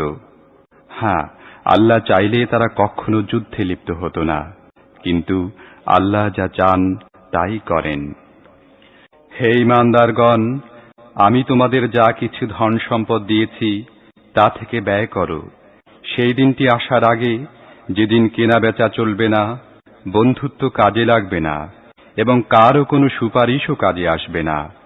আর জালিম আসলে সেই ব্যক্তি যে কুফরি নীতি অবলম্বন করে। আল্লাহ এমন এক চিরঞ্জীব ও চিরন্তন সত্তা, যিনি সমগ্র বিশ্বজাহানের দায়িত্বভার বহন করছেন। তিনি ছাড়া আর কোনো ইলাহ নেই। তিনি ঘুমান না এবং তন্দ্রাও তাঁকে স্পর্শ করে না। পৃথিবী ও আকাশে যা কিছু আছে সবই তার। কে আছে তাঁর অনুমতি ছাড়া তাঁর কাছে সুপারিশ করবে? যা কিছু মানুষের সামনে আছে তা তিনি জানেন, এবং যা কিছু তাদের অগোচরে আছে সে সম্পর্কেও তিনি অবগত। তিনি নিজে যে জিনিসের জ্ঞান মানুষকে দিতে চান সেটুকু ছাড়া তার জ্ঞানের কিছুই তারা আয়ত্ত করতে পারে না। তাঁর কর্তৃত্ব আকাশ ও পৃথিবী ব্যাপী। এগুলোর রক্ষণাবেক্ষণ তাকে ক্লান্ত পরিশ্রান্ত করে না। মূলত তিনিই এক মহান ও শ্রেষ্ঠ সত্তা। দিনের ব্যাপারে কোনো জোর জবরদস্তি নেই।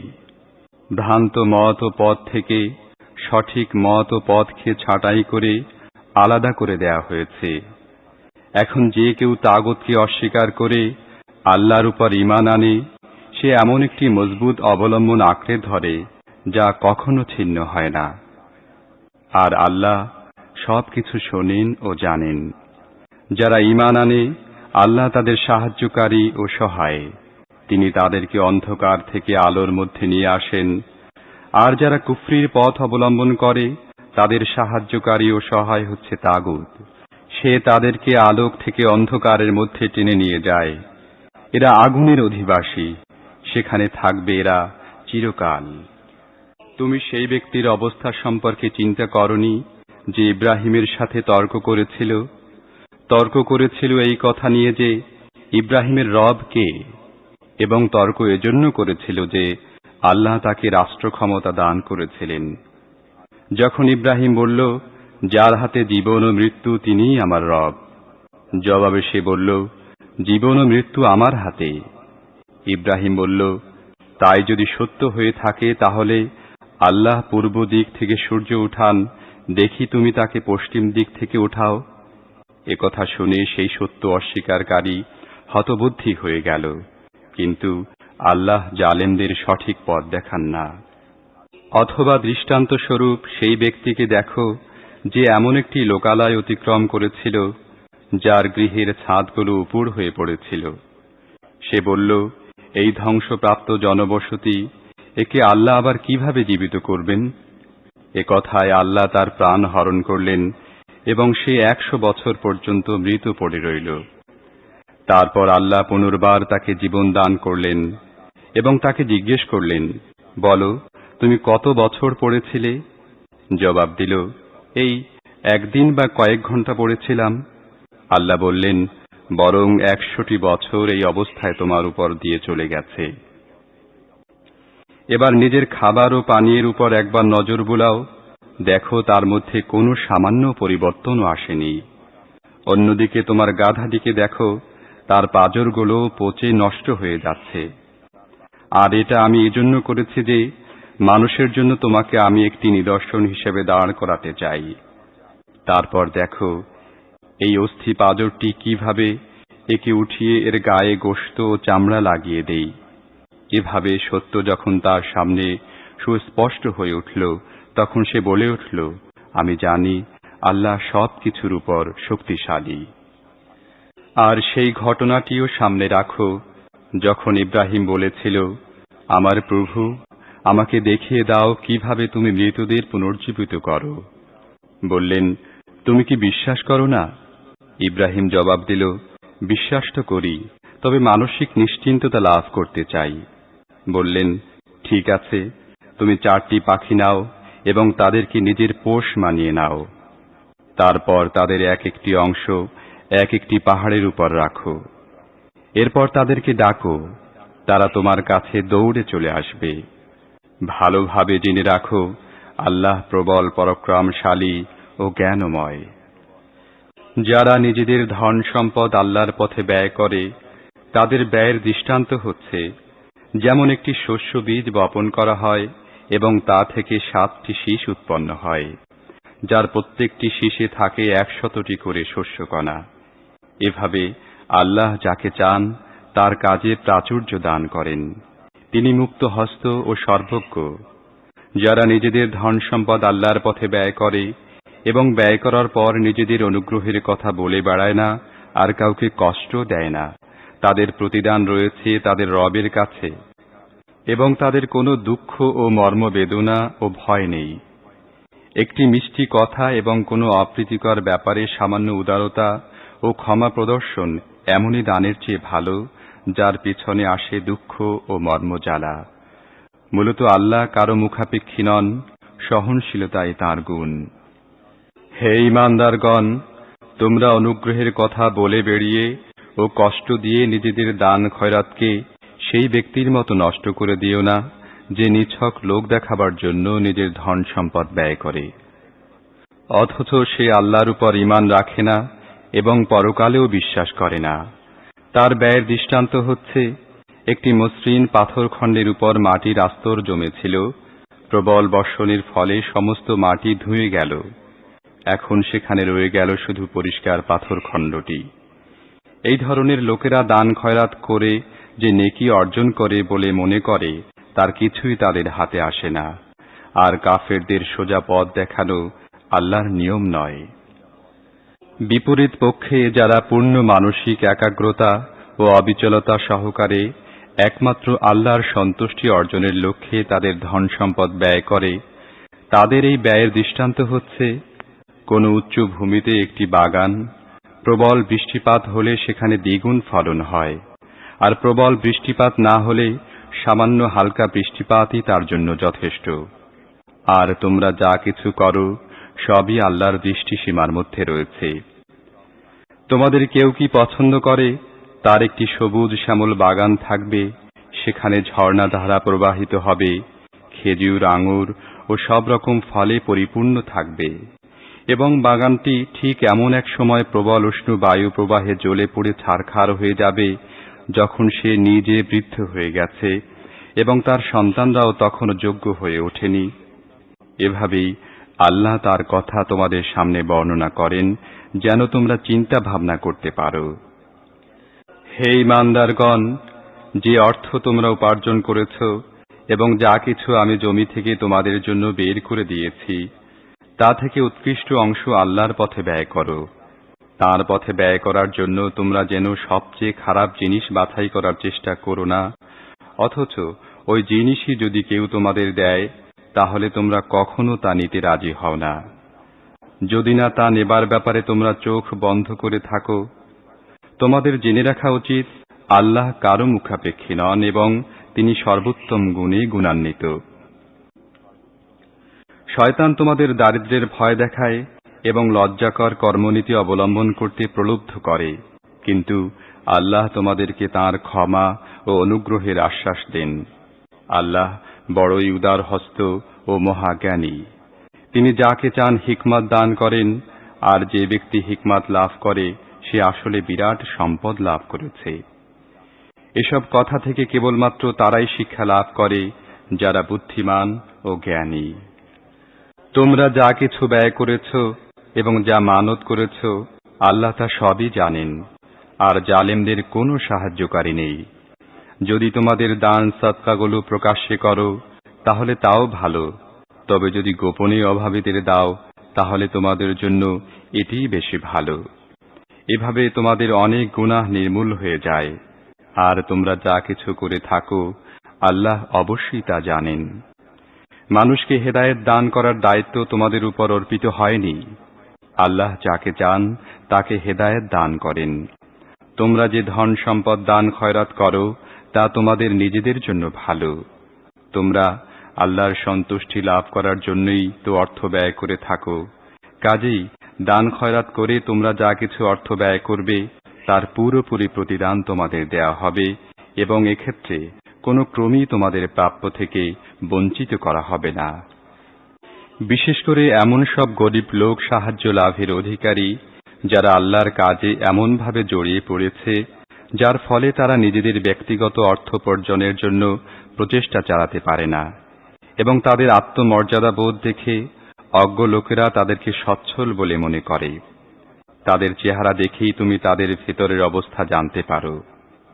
মানুষের পেছনে লেগে থেকে কিছু চাইবে এমন লোক তারা নয়। তাদের সাহায্যার্থে তোমরা যা কিছু অর্থ ব্যয় করবে তা আল্লাহর দৃষ্টির অগোচরে থাকবে না। যারা নিজেদের ধন সম্পদ দিনরাত গোপনে ও প্রকাশ্য ব্যয় করে তাদের প্রতিদান রয়েছে তাদের রবের কাছে, এবং তাদের কোনো ভয় ও দুঃখ নেই। কিন্তু যারা সুদ খায় তাদের অবস্থা হয় ঠিক সেই লোকটির মতো যাকে শয়তান স্পর্শ করে পাগল করে দিয়েছে। তাদের এই অবস্থায় উপনীত হবার কারণ হচ্ছে এই যে তারা বলে ব্যবসা তো সুদেরই মতো, অথচ আল্লাহ ব্যবসাকে হালাল করে দিয়েছেন এবং সুদকে করেছেন হারাম। কাজেই যে ব্যক্তির কাছে তার রবের পক্ষ থেকে এই নসিহত পৌঁছে যায় এবং ভবিষ্যতে সুদখোরি থেকে সে বিরত হয়, সেক্ষেত্রে যা কিছু সে খেয়েছে তা তো খেয়ে ফেলেছেই, এবং এ ব্যাপারটি আল্লাহর কাছে সোপর্দ হয়ে গেছে। আর এই নির্দেশের পরও যে ব্যক্তি আবার এই কাজ করে সে জাহান্নামের অধিবাসী, সেখানে সে থাকবে চিরকাল। আল্লাহ সুদকে নিশ্চিহ্ন করেন এবং দানকে বর্ধিত ও বিকশিত করেন, আর আল্লাহ অকৃতজ্ঞ দুষ্কৃতকারীদেরকে পছন্দ করেন না। অবশ্য যারা ঈমান আনে, সৎ কাজ করে, নামাজ কায়েম করে ও যাকাত দেয়, তাদের প্রতিদান নিঃসন্দেহে তাদের রবের কাছে আছে এবং তাদের কোনো ভয় ও মর্মজ্বালাও নেই। হে ঈমানদারগণ, আল্লাহকে ভয় করো এবং লোকদের কাছে তোমাদের যে সুদ বাকি রয়ে গেছে তা ছেড়ে দাও, যদি যথার্থই তোমরা ঈমান এনে থাকো। কিন্তু যদি তোমরা এমনটি না করো তাহলে জেনে রাখো এটা আল্লাহ ও তার রাসূলের পক্ষ থেকে তোমাদের বিরুদ্ধে যুদ্ধ ঘোষণা। এখনো তওবা করে নাও, তাহলে তোমরা আসল মূলধনের অধিকারী হবে। তোমরা জুলুম করবে না এবং তোমাদের উপরও জুলুম করা হবে না। তোমাদের ঋণ গ্রহীতা অভাবী হলে সচ্ছলতা লাভ করা পর্যন্ত তাকে অবকাশ দাও, আর যদি সাদকা করে দাও তাহলে এটা তোমাদের জন্য বেশি ভালো হবে, যদি তোমরা জানতে। যেদিন তোমরা আল্লাহর দিকে ফিরে আসবে সেদিনের অপমান ও বিপদ থেকে বাঁচো। সেখানে প্রত্যেক ব্যক্তিকে তার উপার্জিত সৎকর্মের ও অপকর্মের পুরোপুরি প্রতিদান দেওয়া হবে এবং কারো উপর কোনো জুলুম করা হবে না। হে ঈমানদারগণ, যখন কোনো নির্ধারিত সময়ের জন্য তোমরা পরস্পরের মধ্যে ঋণের লেনদেন করো তখন লিখে রাখো। উভয় পক্ষের মধ্যে ইনসাফ সহকারে এক ব্যক্তি দলিল লিখে দেবে। আল্লাহ যাকে লেখাপড়ার যোগ্যতা দিয়েছেন তার লিখতে অস্বীকার করা উচিত নয়। সে লিখবে এবং লেখার বিষয়বস্তু বলে দেবে সেই ব্যক্তি যার উপর ঋণ চাপছে। তার রব আল্লাহকে তার ভয় করা উচিত। যে বিষয় স্থিরীকৃত হয়েছে তার থেকে যেন কোনো কিছুর কম বেশি না করা হয়। কিন্তু ঋণ গ্রহীতা যদি বুদ্ধিহীন বা দুর্বল হয় অথবা লেখার বিষয়বস্তু বলে দিতে না পারে, তাহলে তার অভিভাবক ইনসাফ সহকারে লেখার বিষয়বস্তু বলে দেবে। তারপর নিজেদের পুরুষদের মধ্য থেকে দুই ব্যক্তিকে তার সাক্ষী রাখো।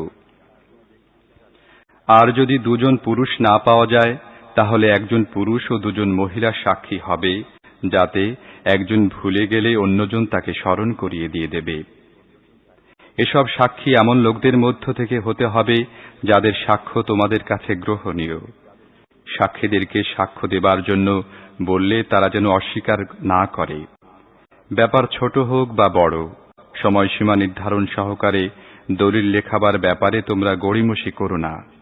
আল্লাহর কাছে তোমাদের জন্য এই পদ্ধতি অধিকতর ন্যায়সঙ্গত। এর সাহায্যে সাক্ষ্য প্রতিষ্ঠা বেশি সহজ হয় এবং তোমাদের সন্দেহ সংশয়ে লিপ্ত হবার সম্ভাবনা কমে যায়। তবে যেসব ব্যবসায়িক লেনদেন তোমরা পরস্পরের মধ্যে হাতে হাতে করে থাকো সেগুলো না লিখলে কোনো ক্ষতি নেই, কিন্তু ব্যবসায়িক বিষয়গুলো স্থিরীকৃত করার সময় সাক্ষী রাখো। লেখক ও সাক্ষীকে কষ্ট দিও না। এমনটি করলে গুনাহের কাজ করবে। আল্লাহর গজব থেকে আত্মরক্ষা করো। তিনি তোমাদের সঠিক কর্মপদ্ধতি শিক্ষা দান করেন এবং তিনি সবকিছু জানেন। যদি তোমরা সফরে থাকো এবং এই অবস্থায় দলিল লেখার জন্য কোনো লেখক না পাও, তাহলে বন্ধক রেখে কাজ সম্পন্ন করো। যদি তোমাদের মধ্য থেকে কোনো ব্যক্তি অন্যের উপর ভরসা করে, তার সাথে কোনো কাজ কারবার করে, তাহলে যার উপর ভরসা করা হয়েছে সে যেন তার আমানত যথাযথ রূপে আদায় করে এবং নিজের রব আল্লাহকে ভয় করে। আর সাক্ষ্য কোনো ক্রমেই গোপন করো না। যে ব্যক্তি সাক্ষ্য গোপন করে তার হৃদয় গুনাহের সংস্পর্শে কলুষিত হয়। আর আল্লাহ তোমাদের কার্যক্রম সম্পর্কে বেখবর নন। আকাশসমূহে ও পৃথিবীতে যা কিছু আছে সবই আল্লাহর। তোমরা নিজেদের মনের কথা প্রকাশ করো বা লুকিয়ে রাখো, আল্লাহ অবশ্যই তোমাদের কাছ থেকে তার হিসেব নেবেন। তারপর তিনি যাকে ইচ্ছা মাফ করে দেবেন এবং যাকে ইচ্ছা শাস্তি দেবেন। এটা তাঁর এখতিয়ারাধীন। তিনি সব জিনিসের উপর শক্তি খাটাবার অধিকারী। রাসূল তার রবের পক্ষ থেকে তার উপর যে হিদায়েত নাজিল হয়েছে তার প্রতি ঈমান এনেছে। আর যেসব লোক ওই রসূলের প্রতি ঈমান এনেছে তারাও ওই হিদায়েতকে মনে প্রাণে স্বীকার করে নিয়েছে। তারা সবাই আল্লাহকে, তার ফেরেশতাদেরকে, তার কিতাবসমূহকে ও তার রসূলদেরকে মানে এবং তাদের বক্তব্য হচ্ছে, আমরা আল্লাহর রসূলদের একজনকে আর একজন থেকে আলাদা করি না। আমরা নির্দেশ শুনেছি ও অনুগত হয়েছি। হে প্রভু, আমরা তোমার কাছে গুনাহ মাফের জন্য প্রার্থনা করছি। আমাদের তোমারই দিকে ফিরে যেতে হবে। আল্লাহ কারোর উপর তার সামর্থ্যের অতিরিক্ত দায়িত্বের বোঝা চাপান না। প্রত্যেক ব্যক্তি যে নেকি উপার্জন করেছে তার ফল তার নিজেরই জন্য, এবং যে গুনাহ সে অর্জন করেছে তার প্রতিফলও তারই উপর বর্তাবে। হে ঈমানদারগণ, তোমরা এভাবে দোয়া চাও, হে আমাদের রব, ভুল ভ্রান্তিতে আমরা যেসব গুনাহ করে বসি তুমি সেগুলো পাকড়াও করো না। হে প্রভু, আমাদের উপর এমন বোঝা চাপিয়ে দিও না যা তুমি আমাদের পূর্ববর্তীদের উপর চাপিয়ে দিয়েছিলে। হে আমাদের প্রতিপালক, যে বোঝা বহন করার সামর্থ্য আমাদের নেই তা আমাদের উপর চাপিয়ে দিও না। আমাদের প্রতি কোমল হও, আমাদের অপরাধ ক্ষমা করো এবং আমাদের প্রতি করুণা করো। তুমি আমাদের অভিভাবক, কাফেরদের মোকাবেলায় তুমি আমাদের সাহায্য করো।